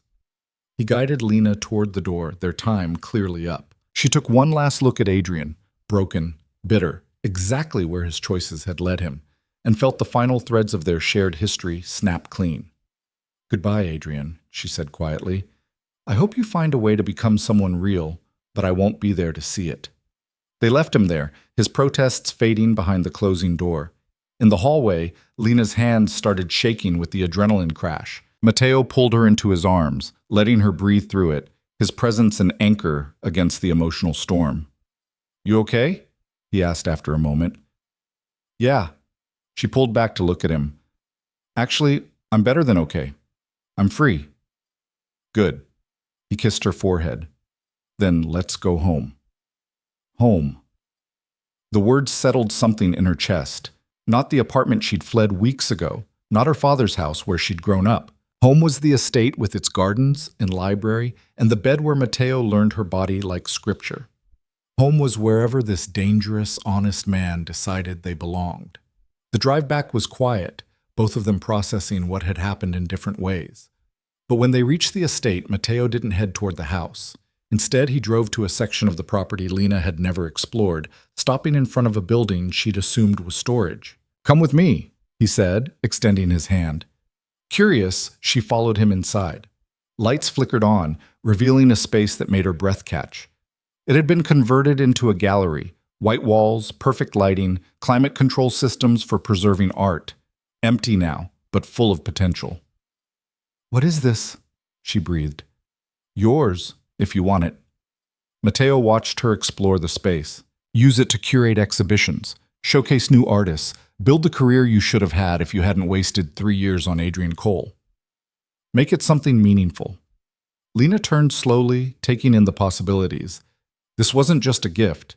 It was a challenge, an invitation, a test of whether she meant what she'd said about earning her place. This is too much. It's exactly enough. I have the space and the resources. You have the knowledge and the vision. Together we build something that matters. He crossed to her, hands settling on her waist. Unless you'd rather go back to your old life? I won't stop you, Lena, but I will miss you every day you're gone. She looked up at him, this man who'd entered her life at its lowest point and somehow become essential to it. He was dangerous and commanding and absolutely honest about both. He didn't pretend to be something he wasn't, didn't make promises he couldn't keep. And he was offering her not just shelter, but partnership, not just safety, but opportunity.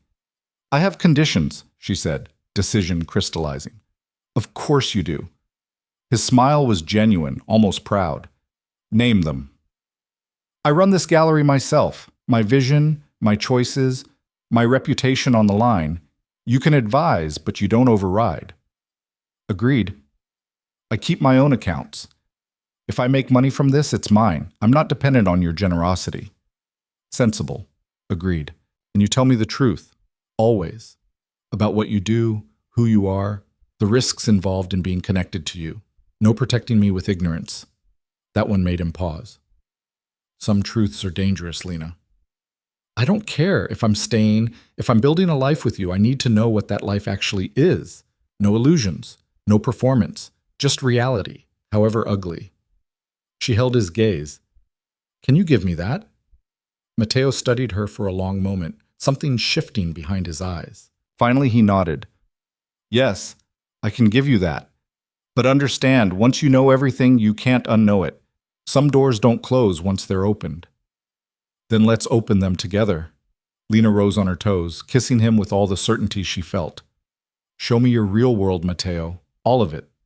His arms tightened around her, and in his kiss she tasted promise and danger and the kind of future she'd never let herself imagine before. Whatever came next would be complicated and probably dangerous and absolutely real.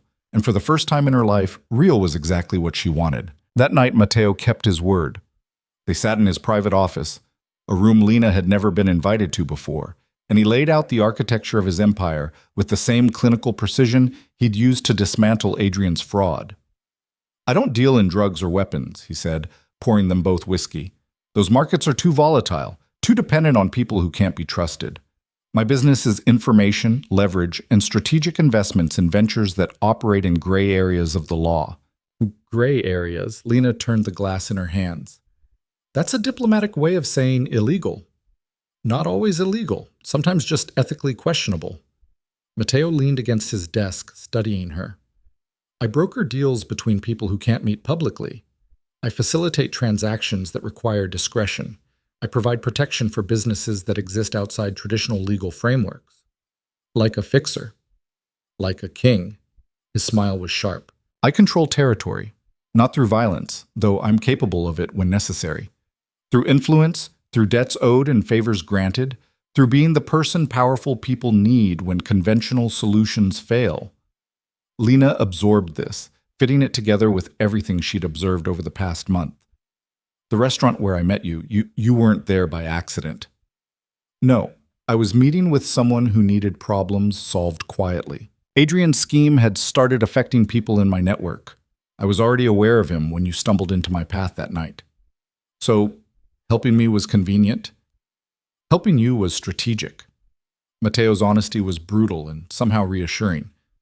But keeping you, Lena, that was something else entirely. She took a drink, letting the whiskey burn. Tell me about the violence, the part you said you're capable of when necessary. His jaw tightened, but he didn't look away. I have people who handle problems that can't be resolved through negotiation. Sometimes that means making examples. Sometimes it means permanent solutions. You've had people killed.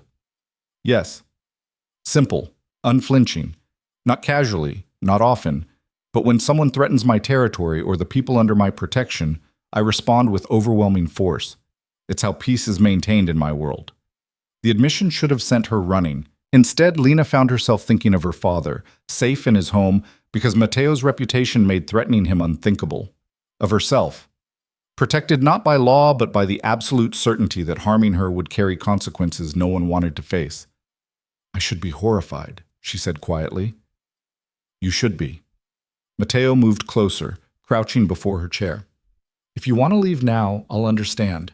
I'll set you up with enough resources to rebuild your life anywhere you choose. No conditions, no strings. You can walk away clean. Lena met his eyes, seeing the truth there. He would let her go if she asked. Would honor her choice even though it clearly cost him. That honesty, that respect for her agency, meant more than any pretty lie about being a legitimate businessman. I'm not leaving, she decided, but I need you to promise me something. What? That you'll never lie to me about what you do. I don't need details that would make me complicit, but I need to know when your business turns dangerous. When being connected to you puts me at risk. She set down her glass. And I need to know you'll protect my father if anything ever blows back on him because of me. Your father will always be protected. That's not negotiable. Matteo's hand came up to cup her face. As for the rest, I promise. No lies, no illusions. You'll always know what you're choosing. Then I choose this. I choose you. She leaned into his touch, knowing exactly what it means. The kiss he gave her was reverent and possessive, sealing a pact that went deeper than any legal contract. When they finally pulled apart, Matteo's expression carried something she'd never seen before. Vulnerability, maybe. or just the relief of being fully known and still wanted. The weeks that followed were a study in contrasts. During the days, Lena threw herself into transforming the gallery space, contacting artists she'd admired from her old job, researching exhibition concepts that would make the art world take notice. She worked with an intensity born from years of suppressed ambition, finally free to pursue the career she'd always wanted but never quite believed she deserved. Matteo watched her transformation with quiet satisfaction, offering resources when asked but never interfering with her creative vision. True to his word, he let her run the project herself, though she occasionally caught him reviewing her proposals with an attention to detail that suggested he cared about her success almost as much as she did. But the nights revealed different truths. Behind closed doors, their relationship deepened in ways that had nothing to do with physical desire. They talked for hours about art and philosophy, about the choices that had shaped them, about futures they were building together. Matteo opened up slowly, revealing pieces of a past marked by betrayal and violence, explaining how he'd built his empire from nothing through sheer force of will and strategic brutality. "My father was weak," he said one night, trace bitterness in his voice. "He believed in honor among thieves and loyalty as a currency. It got him killed when I was 17. Lena traced the scar along his ribs, the one she'd asked about their first night together. "This? From the same people who killed him. They thought I'd be easier to eliminate than him." His smile was cold. "They were wrong. I spent the next 5 years making sure everyone understood exactly how wrong." She should have been disturbed by the casual way he discussed revenge and murder. Instead, she found herself understanding the boy who'd learned too young that mercy was weakness and survival required becoming more dangerous than your enemies. "Do you regret it?" she asked. "The person you had to become?" Matteo was quiet for a long moment. "I regret that it was necessary, but I don't regret surviving or building something that can't be taken from me the way everything was taken from my father." He turned to face her. "Does it bother you, knowing what I've done?" "It should," Lena admitted, "but I keep thinking about how you've treated me, with honesty, with respect, with—" She struggled for the right word. "Care," Matteo finished softly. "I care about you, Lena, more than is probably wise." "Just care?" His eyes searched hers, and she saw him weighing the risk of honesty against the safety of distance. Finally, he said, "I'm falling in love with you. Have been since you threw that wine glass and walked out of the restaurant like a queen abandoning her throne." The admission hung between them, huge and terrifying and absolutely right.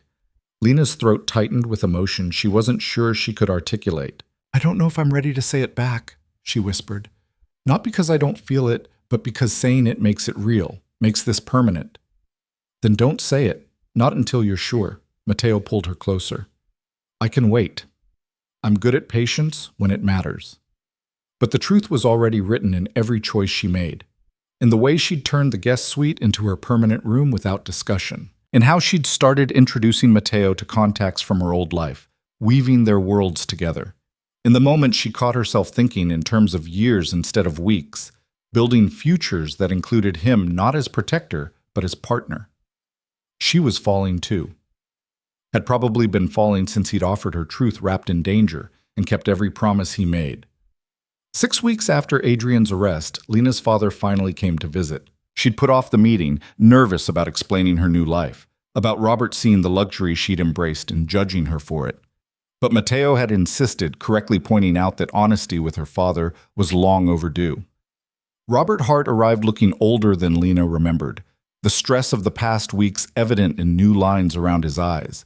But his smile when he saw her was pure relief, and his hug nearly crushed her ribs. "You look good, sweetheart," he said, pulling back to study her. "Different, but good." "Different how?" "Stronger, more certain." He glanced around the estate's entrance hall. "This is quite a place." "It's a lot to explain." Lena linked her arm through his. "Come on, let me show you around and introduce you properly to Matteo." They found Matteo in the library, deliberately giving them space but close enough to be summoned. He stood when they entered, extending his hand to Robert with the formal courtesy he reserved for people he respected. "Mr. Hart, it's good to finally meet you properly." Robert shook his hand, assessment clear in his eyes. "Mr. DeLuca, I understand I owe you a considerable debt for protecting my daughter and clearing my name. You owe me nothing. Lena earned my protection, and your safety was part of that arrangement. Matteo's tone was respectful but firm. Please, sit. I imagine you have questions. They settled into chairs while Lena poured coffee, her hand steadier than she'd expected. Robert looked between them, clearly noting the easy familiarity, the way they moved around each other like choreographed dancers. Are you two? Robert started. Yes, Lena said, deciding directness was kindest. We're together. It started as protection, but it became something more. I see. Robert's expression was carefully neutral. And what exactly does Mr. DeLuca do that required him to provide protection in the first place? Matteo and Lena exchanged glances. They discussed how much to tell him, balancing honesty with plausible deniability. Finally, Matteo spoke. I solve complex problems for people with significant resources. Sometimes that requires operating outside conventional channels. I have influence in financial, legal, and political circles that allowed me to neutralize the threat Adrian posed to you both. That's a very diplomatic answer. It's an honest one. The details would only give you information you're better off not having. Matteo met Robert's gaze steadily. But I can tell you this, your daughter is safe with me. I will protect her with everything I have, and I will never lie to her about who I am or what I do. Robert turned to Lena. And you're comfortable with this? With him? With this life? Lena thought about the easy answer, the one that would reassure her father without forcing him to confront uncomfortable truths. Then she remembered Matteo's promise of honesty and chose the harder path. I'm more than comfortable, Dad. I'm happy. Matteo treats me as an equal, supports my work, challenges me to be better than I thought I could be. She reached for Matteo's hand. He's not what I expected, but he's exactly what I needed. That boy, Adrian, he wasn't good enough for you. I always knew it, even if I never said. Robert's voice softened. But this is different, isn't it? This is real. Yes. Lena felt tears sting her eyes. This is real. Robert was quiet for a long moment, studying them both. Finally, he sighed. I won't pretend to understand this world you've entered, Lena. And I won't ask questions I don't want answered. But I need to know you're choosing this freely, not because you feel trapped or obligated. I'm choosing it, Dad, freely and completely. Then I suppose I should get to know the man my daughter's chosen. Robert turned to Matteo with a small smile. Tell me about yourself, Mr. DeLuca, and please, call me Robert. The tension in the room eased as they talked, Robert asking questions that skirted the edges of Matteo's business, while focusing on his character, his intentions, his plans for the future. Matteo answered with refreshing honesty, not downplaying the dangers but making clear his commitment to Lena's safety and happiness. By the time Robert left hours later, he looked more settled, if not entirely comfortable. At the door, he pulled Lena aside for a private word. He's dangerous, Robert said quietly. You know that, right? I know. But he looks at you like you're the only thing in the world that matters. I saw that, even in the short time we talked. Her father squeezed her hand. Your mother looked at me like that once. It's rare, sweetheart. If you found it, hold on to it. I will, Dad. I promise. After he left, Lena found Matteo standing by the windows, tension evident in the set of his shoulders. She moved behind him, wrapping her arms around his waist. That went better than I expected, she said. He doesn't trust me. He doesn't trust easily, but he respects you, which is harder to earn. She pressed a kiss to his shoulder blade. Give him time. He'll come around. And if he doesn't, then I'll choose you anyway. But I don't think it'll come to that. Lena turned him to face her. You won my father over the same way you won me, by being exactly who you are without apology. Matteo's expression softened. I want his approval. Not for me, but because you deserve to have your father's blessing on the life you're building. The sentiment touched her more than any declaration of love could have. This man who commanded empires and inspired fear still cared enough about her happiness to want her father's acceptance. I love you, she said, the words finally finding their way out. I've been falling in love with you for weeks, maybe since the beginning. I just needed to be sure. And now you're sure. Completely. She rose on her toes to kiss him. "You're terrifying and wonderful and absolutely mine." "Yours," Matteo agreed against her lips, "for as long as you'll have me." The weeks turned into months as Lena's gallery project took shape. She'd decided to focus the inaugural exhibition on emerging Italian artists, showcasing talent that deserved recognition but lacked the connections to break into established galleries. The concept was risky. Unknown artists didn't draw crowds or sales, but it was meaningful in a way that mattered more to her than commercial success. Matteo supported the decision without hesitation, even as his business advisors pointed out the financial risk. "Let her build something she believes in," he told them, his tone brooking no argument. "Success means nothing if it's not on her terms." But Lena had her own ideas about success. She worked 14-hour days personally vetting every piece, writing catalog copy that told each artist's story, designing the exhibition layout to showcase their work perfectly. She used Matteo's connections when necessary, but built her own reputation through the quality of her curation and the passion evident in every choice.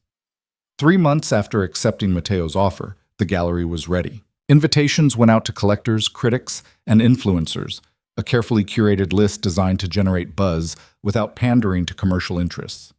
Lena wanted people who appreciated art, not just those who collected it as investment.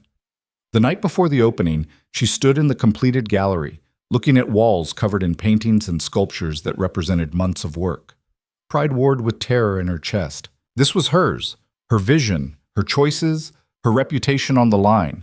Success or failure, it would belong entirely to her. "You're worried."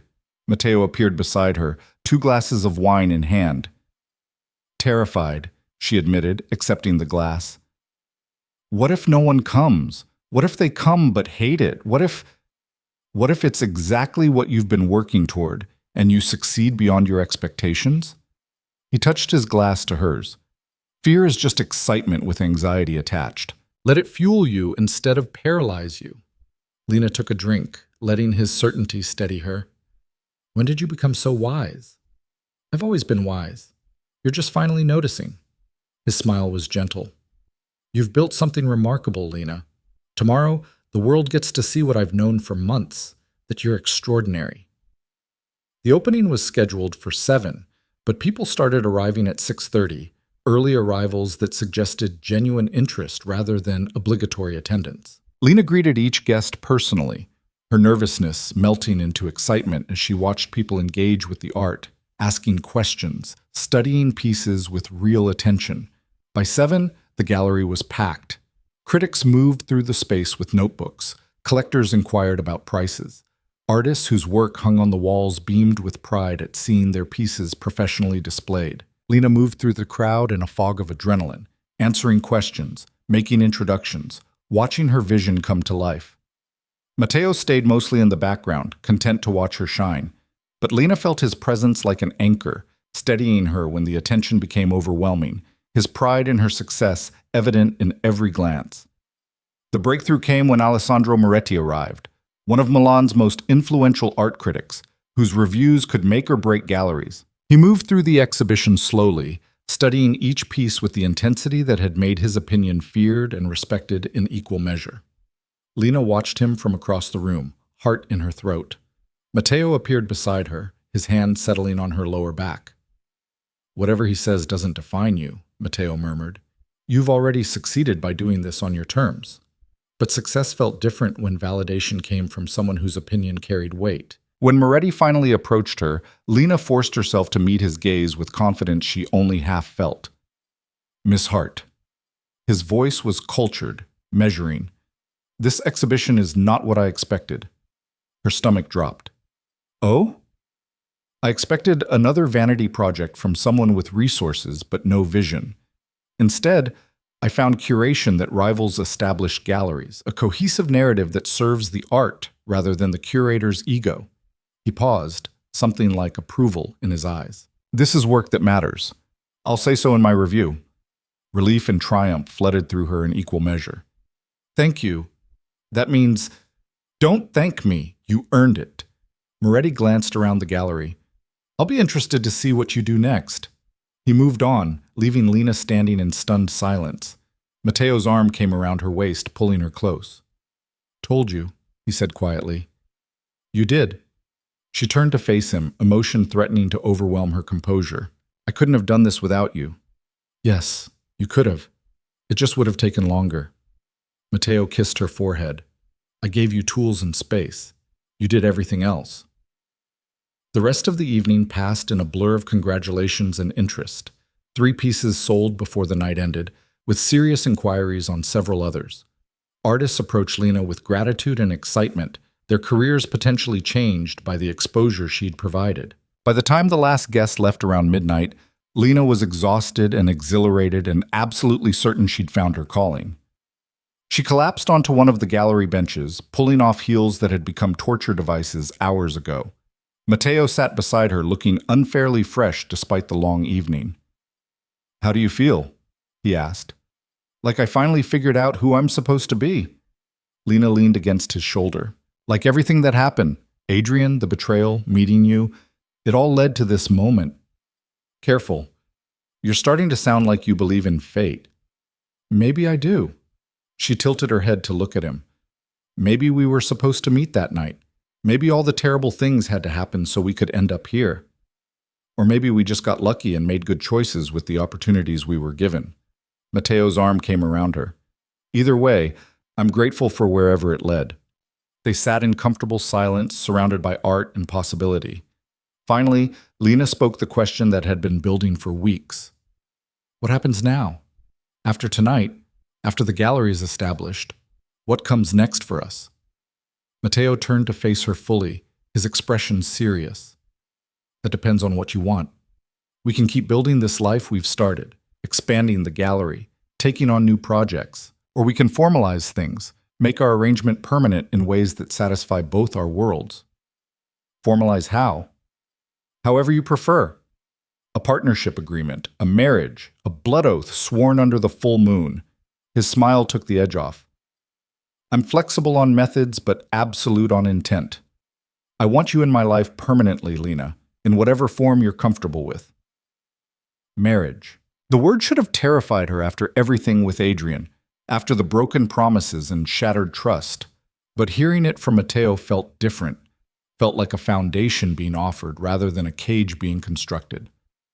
I'm not ready for marriage, she said honestly. Not yet. Too much of my life has changed too fast. Then we wait until you're ready, or we never formalize it at all and just keep choosing each other every day. Matteo's hand found hers. I don't need a ceremony to know you're mine, Lena. I just need your presence and your honesty. I can give you that. She squeezed his hand. The rest, we'll figure it out as we go. Good enough for me. They locked up the gallery and drove home through Milan's quiet streets, the city peaceful in the small hours of morning. When they reached the estate, exhaustion finally caught up with Lena. She collapsed into bed, still wearing her dress, too tired to even undress. Matteo joined her, pulling her against his chest with the easy familiarity of months together. You did something remarkable tonight. We did something remarkable, she corrected sleepily. This is ours, Matteo. Everything we're building. It belongs to both of us. Ours, he agreed, the word carrying weight and promise. I like the sound of that.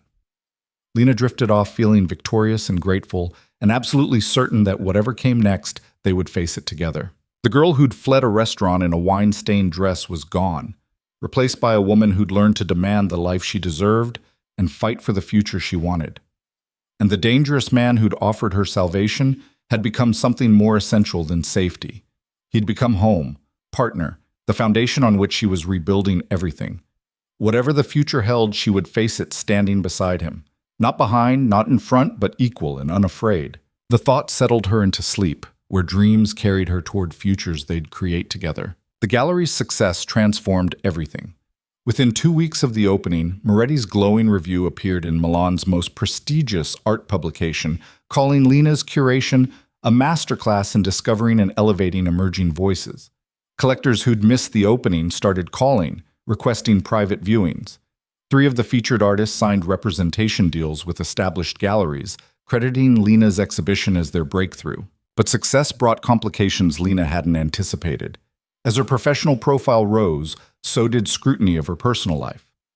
Questions about her relationship with Matteo De Luca surfaced in art world gossip, whispered speculation about how she'd secured funding and whether her gallery was legitimate or just a wealthy man's indulgence of his mistress.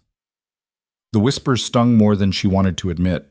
"They're calling me a kept woman," she told Matteo over breakfast one morning, showing him an online forum where supposed industry insiders dissected her credentials and motivations. "According to this, I'm just playing at being a curator while you foot the bill." Matteo read the thread with clinical detachment. "Do their opinions change the quality of your work?" "No, but do they diminish what you've accomplished or the artist you've helped?" "No." "Then they're irrelevant." He set down the tablet. "People will always try to reduce your success to something they can understand. A woman sleeping her way to the top is easier to accept than a woman earning her place through talent and vision." "It still hurts." "I know." His hand covered hers. "But you can't control their narrative, Lena. You can only control your work. Keep doing what you're doing, and eventually the results will speak louder than the gossip." He was right, but that didn't make it easier. Lena threw herself into planning the gallery's second exhibition, determined to prove her first success wasn't a fluke. This time she chose a more challenging theme: contemporary pieces exploring displacement and belonging, work that was politically charged and commercially risky. "You're sure about this?" Matteo asked, reviewing her proposal. "These pieces won't sell as easily as the first exhibition." "I'm not trying to sell easily. I'm trying to say something meaningful." Lena met his gaze. "If I'm going to do this, I do it on my terms. That means taking risks." "Then take them. I trust your judgment." But the universe had other plans for testing that trust. 3 weeks into preparing the new exhibition, Matteo came home with news that made Lena's blood run cold. "Adrian's being released," he said without preamble. "His lawyers found a technicality in the prosecution's case. He'll be out by the end of the week." The wine glass in Lena's hand trembled. How is that possible? The evidence was obtained through methods his lawyers successfully argued were inadmissible. Without it, the case falls apart. Matteo's expression was grim. He'll still face civil suits, but criminally, he's walking. Fear and rage warred in Lena's chest. "He threatened my father. He committed fraud, destroyed lives." "I know, but the legal system doesn't always deliver justice." Matteo pulled her close. "He can't touch you or your father. I've made that abundantly clear through channels he understands. But you need to be prepared for him to try indirect approaches." "What kind of approaches?"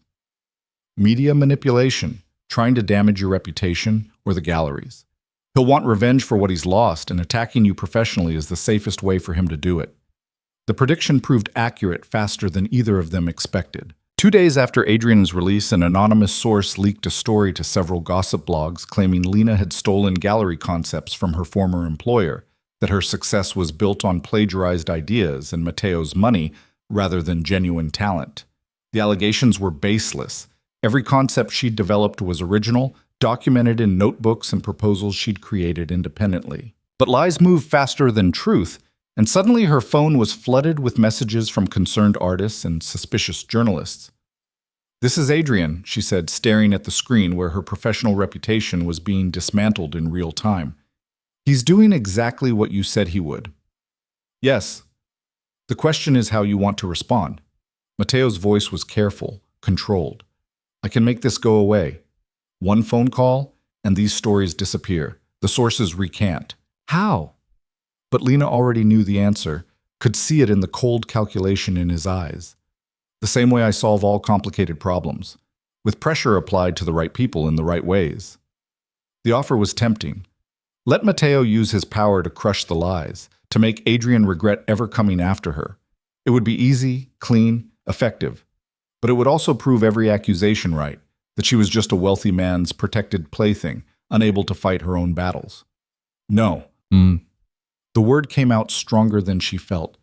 "I need to handle this myself." Matteo studied her. "You're sure?" "I'm sure. If I let you fix this, I'll never know if I earned my success or if I just borrowed yours." Lena set down her phone. "I need to do this my way." "Then tell me what you need." What she needed was evidence, documentation, proof that every concept she'd claimed as hers actually was. Lena spent 3 days gathering proposals, correspondence with artists, time-stamped files showing the evolution of her ideas. She compiled everything into a comprehensive portfolio, then reached out directly to the journalists who'd run the initial stories. "I'm offering exclusive access," she told them. "Full documentation proving the allegations false, plus interviews with the artists I've worked with. But I want retractions published with the same prominence as the original accusations." Most of the journalists agreed, professional ethics winning over salacious gossip. The retractions started appearing within a week, each one meticulously documenting how the anonymous source's claims didn't hold up under scrutiny. Several pieces went further, investigating who might benefit from damaging Lena's reputation and drawing careful connections to Adrian's recent release. The tide turned. Public opinion shifted from suspicious to sympathetic, with Lena painted as a talented curator targeted by a vindictive ex-boyfriend. The narrative wasn't entirely accurate. Matteo's protection had played a larger role than anyone knew, but it was close enough to truth that Lena could live with it. But Adrian wasn't finished. He appeared at the gallery one afternoon while Lena was meeting with potential artists, walking in like he owned the place with that familiar, arrogant swagger, barely masking his desperation. "We need to talk," he said, ignoring the security guard who'd tried to stop him. Lena looked up from the portfolios spread across her desk, feeling nothing but tired contempt. "We have nothing to talk about, Adrian. Leave." 5 minutes. That's all I'm asking." He moved closer, and she caught the scent of expensive cologne trying to mask cheaper desperation. "Please, Lena." She should have had him thrown out, should have called Matteo, let him handle it. But something in Adrian's voice, real fear maybe, or just the broken shell of a man who'd lost everything, made her gesture for the security guard to wait outside. 5 minutes, she said coldly. "Then you leave and never come back." Adrian sank into a chair like his legs couldn't hold him anymore. Up close, he looked worse than at their last meeting. Thinner, hollow-eyed, the polish completely gone. "I'm sorry. For everything. For what I did to you, to your father, for the lies I just tried to spread about you." "You're sorry you got caught. That's not the same thing." "No, you're right. I'm sorry I got caught." The honesty was almost refreshing. "But I'm also sorry I hurt you. You deserve better than what I gave you." "Yes, I did." Lena leaned back, studying him. "Why are you really here, Adrian? What do you want?" "To warn you." He met her eyes, and she saw genuine concern there beneath the defeat. "Matteo De Luca. He's not who you think he is. The things he's involved in, the people he works with, I know exactly who he is. He's been completely honest with me about his business and his methods." "Has he told you about the bodies?" Adrian's voice dropped. "About the people who've disappeared because they threatened his territory? About the politicians and judges he owns, the legitimate businesses he uses to launder?" "Stop." Lena's command cut through his desperate revelations. "You don't get to come here and try to poison what I have with Matteo, not after everything you've done. I'm trying to help you. You're trying to drag me down with you, to make yourself feel better about losing by convincing yourself I'm making a mistake." She stood, done with this conversation. "But I'm not making a mistake, Adrian. I made one 3 years ago when I believed you loved me. I corrected it when I chose Matteo. He'll destroy you eventually. It's what men like him do." "No." Lena walked to the door, opening it. "Men like him keep their promises and treat their partners as equals. Men like you make pretty promises and break them the moment it's convenient. Your 5 minutes are up." Adrian stood slowly, defeat written in every line of his body. At the door he paused. "For what it's worth, I really did love you. I just loved money and success more." "I know. That's why we never would have worked." Lena's voice softened slightly. "I hope you figure out what actually matters, Adrian, before you lose everything that does." He left without another word, and Lena watched him disappear into Milan's afternoon crowds, feeling nothing but relief that this chapter was finally, truly closed. When Matteo came home that evening, she told him about Adrian's visit and the warnings he'd tried to deliver. Matteo listened without interrupting, his expression unreadable. "He wasn't entirely wrong," he said when she finished, "about the darker aspects of my business. There are things I've done, decisions I've made. I know. You've been honest about that." Lena moved into his arms. "And I've chosen to stay anyway. Not because I'm naive about what you do, but because I trust you won't ever lie to me about it." "Never." His arms tightened around her. But I need you to understand something, Lena. If staying with me ever becomes dangerous for you, if my world ever threatens yours, I will let you go. Your safety matters more than my happiness. Then it's good we're both committed to keeping me safe. She pulled back to look at him. Stop trying to protect me from choices I'm fully capable of making. I'm here because I want to be, eyes wide open. The conversation marked a shift in their relationship. Matteo stopped treating her like something fragile to be sheltered and started including her in more aspects of his life. Not the dangerous parts. She didn't want or need that knowledge. But the strategic thinking, the problem solving, the careful balancing of power and influence that kept his empire running smoothly. Lena discovered she had a talent for reading people and situations, for seeing solutions that Matteo's more direct approach sometimes missed. They became genuine partners, their different strengths complementing each other in ways that strengthened them both. 3 months after Adrian's final visit, the gallery's second exhibition opened to even greater acclaim than the first. The politically charged pieces sparked conversations about belonging and identity that rippled through Milan's art community. Sales were slower, but the critical response was overwhelmingly positive, cementing Lena's reputation as a curator willing to take meaningful risks. More importantly, she'd proven the gallery's success wasn't a fluke or Matteo's influence. This was her vision, her work, her earned place in Milan's cultural landscape. The night of the opening, after the crowds had dispersed and the critics had filed their reviews, Matteo surprised her with a private dinner in the gallery itself. Candlelight transformed the space into something magical, art glowing on walls while they sat surrounded by her achievements. "I have something for you," he said, pulling a small box from his jacket. Lena's heart jumped. "Matteo, it's not what you think. Or maybe it is, depending on how you look at it." He opened the box, revealing not a ring but a key, old brass, ornate, clearly significant. "This is to the palazzo in the city, the one where we first met. I've owned it for years but never really made it home. I want you to redesign it however you want. Make it ours." The gesture was more intimate than any proposal could have been. He wasn't asking her to fit into his existing life. He was inviting her to build a new one together, shaped by both their visions. "You're sure?" she asked, taking the key with trembling fingers. "I've never been more sure of anything." Matteo's smile was soft, genuine. "I want to build a life with you, Lena. Not as my companion or my protected asset, but as my equal partner in everything that matters." "I want that too." She kissed him, tasting possibility and promise. "All of it. The life, the partnership, the future we're creating." "Then let's make it official." He pulled out a second box, and this time it did contain a ring. A stunning emerald surrounded by diamonds, unique and perfect. "I'm not asking you to be my wife, not yet, but I'm asking you to be my partner in every way that matters, to build this empire together, to face whatever comes as a team."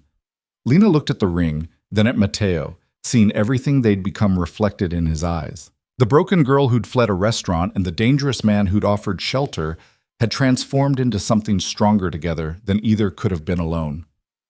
"Yes," she said simply. "To all of it."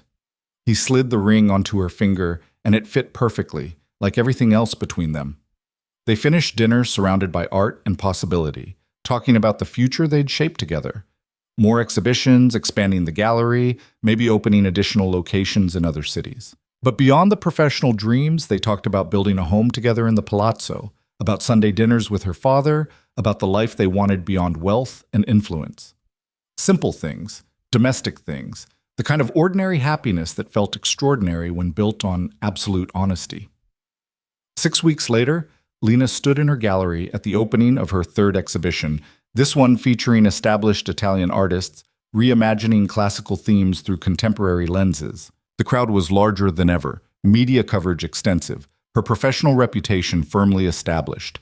Alessandro Moretti appeared beside her, champagne in hand. "You've done it again, Miss Hart, though I suppose it's time to stop being surprised by your success." "Thank you. Coming from you, that means everything." "I must confess, when I first heard about your gallery, I assumed it was vanity funded by your relationship with De Luca." His expression was apologetic. "I was wrong. You've proven yourself through the quality and consistency of your curation. This is the work of someone who understands art deeply and respects it enough to take real risks. The validation from someone who'd once doubted her felt like vindication. I appreciate you saying that.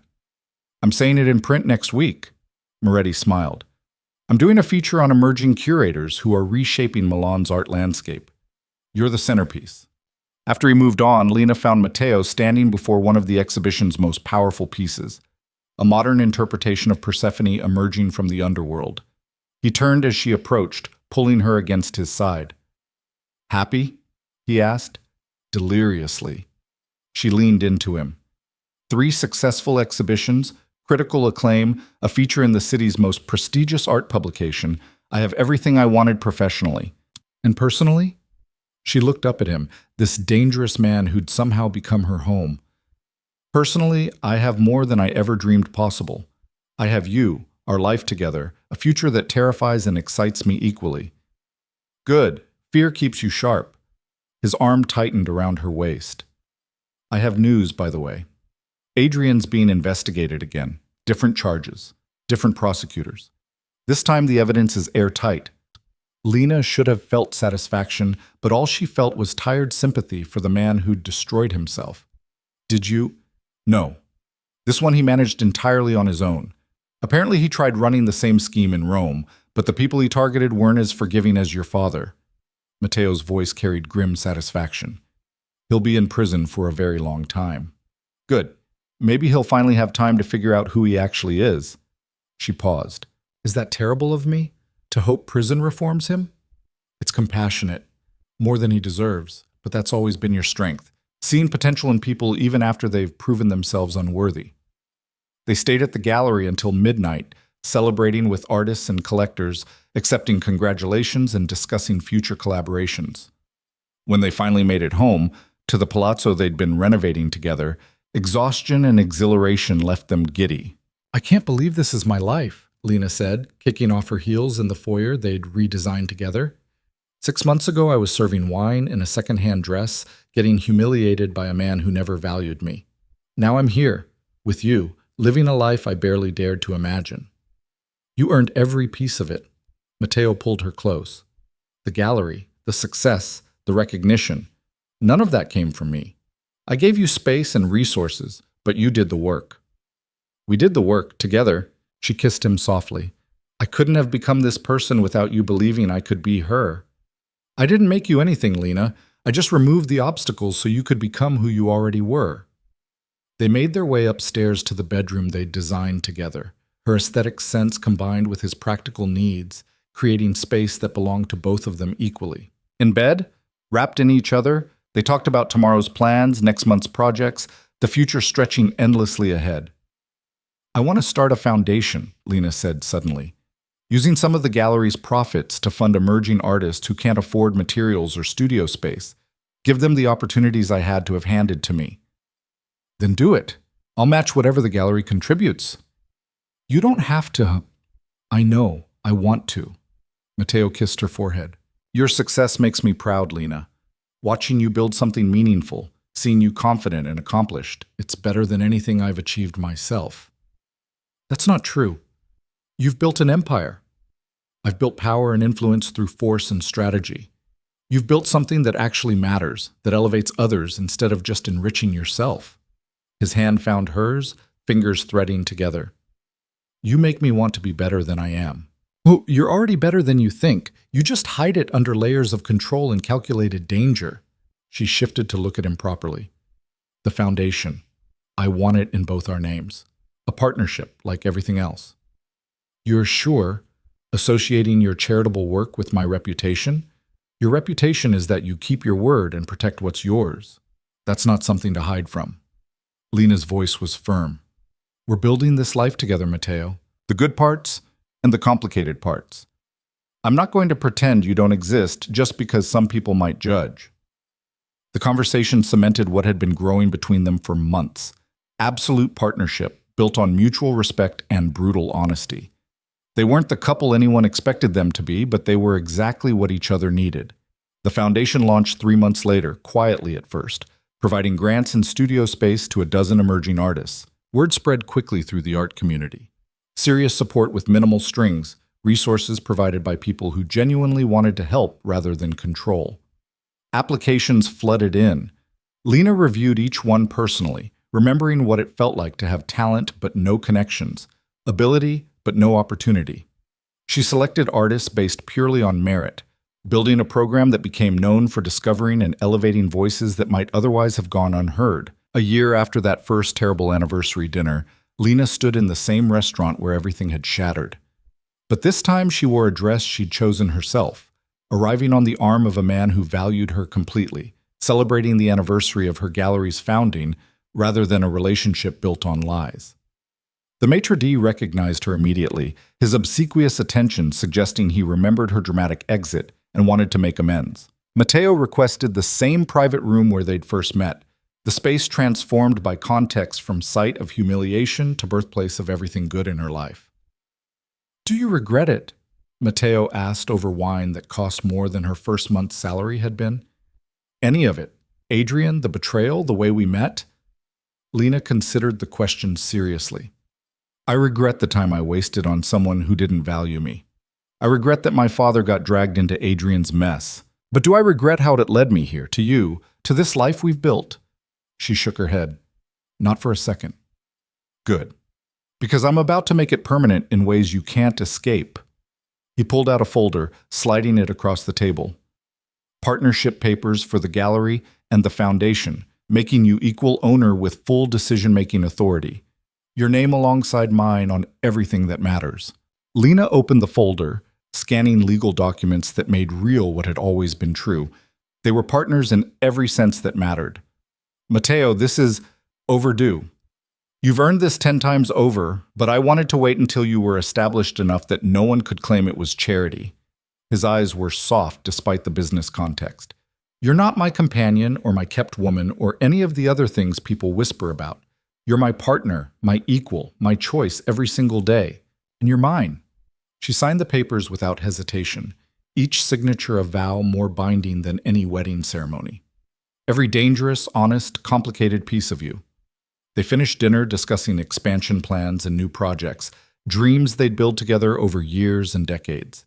When they finally left, walking past the table where she'd once sat alone waiting for a man who'd never valued her, Lena felt the full weight of how far she'd traveled.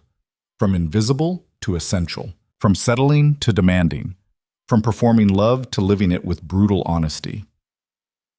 The city spread out before them as they walked to Matteo's car, Milan glittering with possibility. Tomorrow she'd meet with artists about the next exhibition. Next week they'd finalize details on the foundation's expanded programming.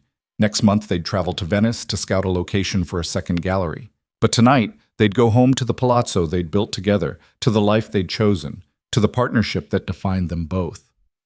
"I love you," Lena said as they drove through familiar streets. "Not because you saved me or protected me or gave me opportunities.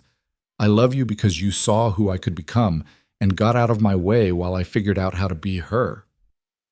I love you because you refuse to be less than you are to make anyone comfortable, including me." Matteo's hand found hers. "You're fierce and talented and absolutely terrifying when someone threatens what you've built. I learned from the best."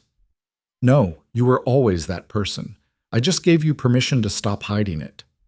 They arrived home to find her father's car in the drive, a surprise visit that had become more common as Robert grew comfortable with Lena's new life. He'd never fully embraced Matteo's world, but he respected what they'd built together and the clear happiness in his daughter's eyes. Inside, Robert was in the kitchen with Signora Russo, the two of them cooking together the way they did whenever he visited, her father's simple recipes mixing with Italian techniques in comfortable collaboration. "There's my successful daughter," Robert said, pulling Lena into a hug. "I saw the review in this morning's paper. Brilliant as always." "You're biased."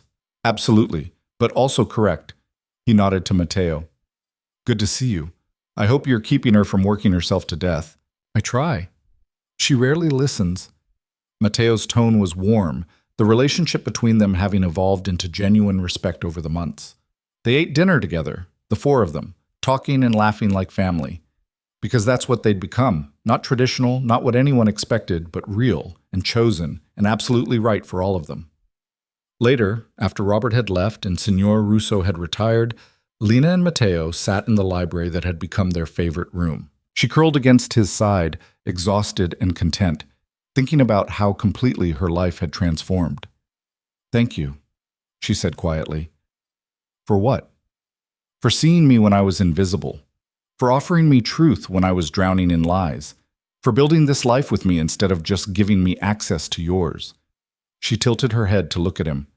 "For choosing me every day, even when it would be easier not to. Choosing you is the easiest decision I've ever made." Matteo's arms tightened around her. "Everything else is complicated. You're the one simple truth in my entire life." They sat in comfortable silence, the kind that only came from absolute understanding. Outside, Milan continued its endless rhythm, indifferent to individual stories of transformation and redemption. But inside this palazzo they'd made home, two people who'd found each other in crisis had built something that transcended the circumstances of their meeting. Love built on honesty, partnership forged in mutual respect, a future shaped by choice rather than necessity. Lena Hart had walked into an elite restaurant one terrible night expecting romance and receiving devastation instead. She'd stumbled into Matteo De Luca's path broken and desperate, accepting protection without understanding its cost. But what she'd found was so much more than safety. She'd found herself, the woman she was always meant to be, fierce and talented, and absolutely unwilling to settle for less than she deserved. She'd found a partner who valued her strength instead of trying to diminish it. She'd found a life that challenged and fulfilled her in equal measure. And she'd learned the most important truth of all, that love wasn't about pretty promises or romantic gestures. It was about showing up honestly every day, about building something together through choice rather than obligation, about valuing your partner enough to let them become fully themselves even when it was terrifying. 3 years with Adrian had taught her what love wasn't. 6 months with Matteo had shown her what it could be. She wouldn't trade the journey for anything, not even the pain that had made the joy possible, because the woman she'd become was worth every scar collected along the way. And the life she'd built was exactly the one she'd always deserved, even when she'd been too blind to demand it. Matteo kissed the top of her head, a simple gesture of affection that carried the weight of commitment and choice. Tomorrow would bring new challenges, new exhibitions to plan, new artists to support, new aspects of their partnership to explore. But tonight, they had this: each other, their home, the absolute certainty that whatever came next, they would face it together. Equal, honest, and absolutely unafraid. The wine-stained dress was long gone, donated to charity months ago. The woman who'd worn it had transformed beyond recognition, and the dangerous man who'd offered her salvation had become something far more essential, her partner in building a life that mattered, her equal in every way that counted, her choice every single day. That was the real ending to her story. Not rescue or salvation, but partnership and choice, and the courage to demand the life she deserved. Everything else was just details.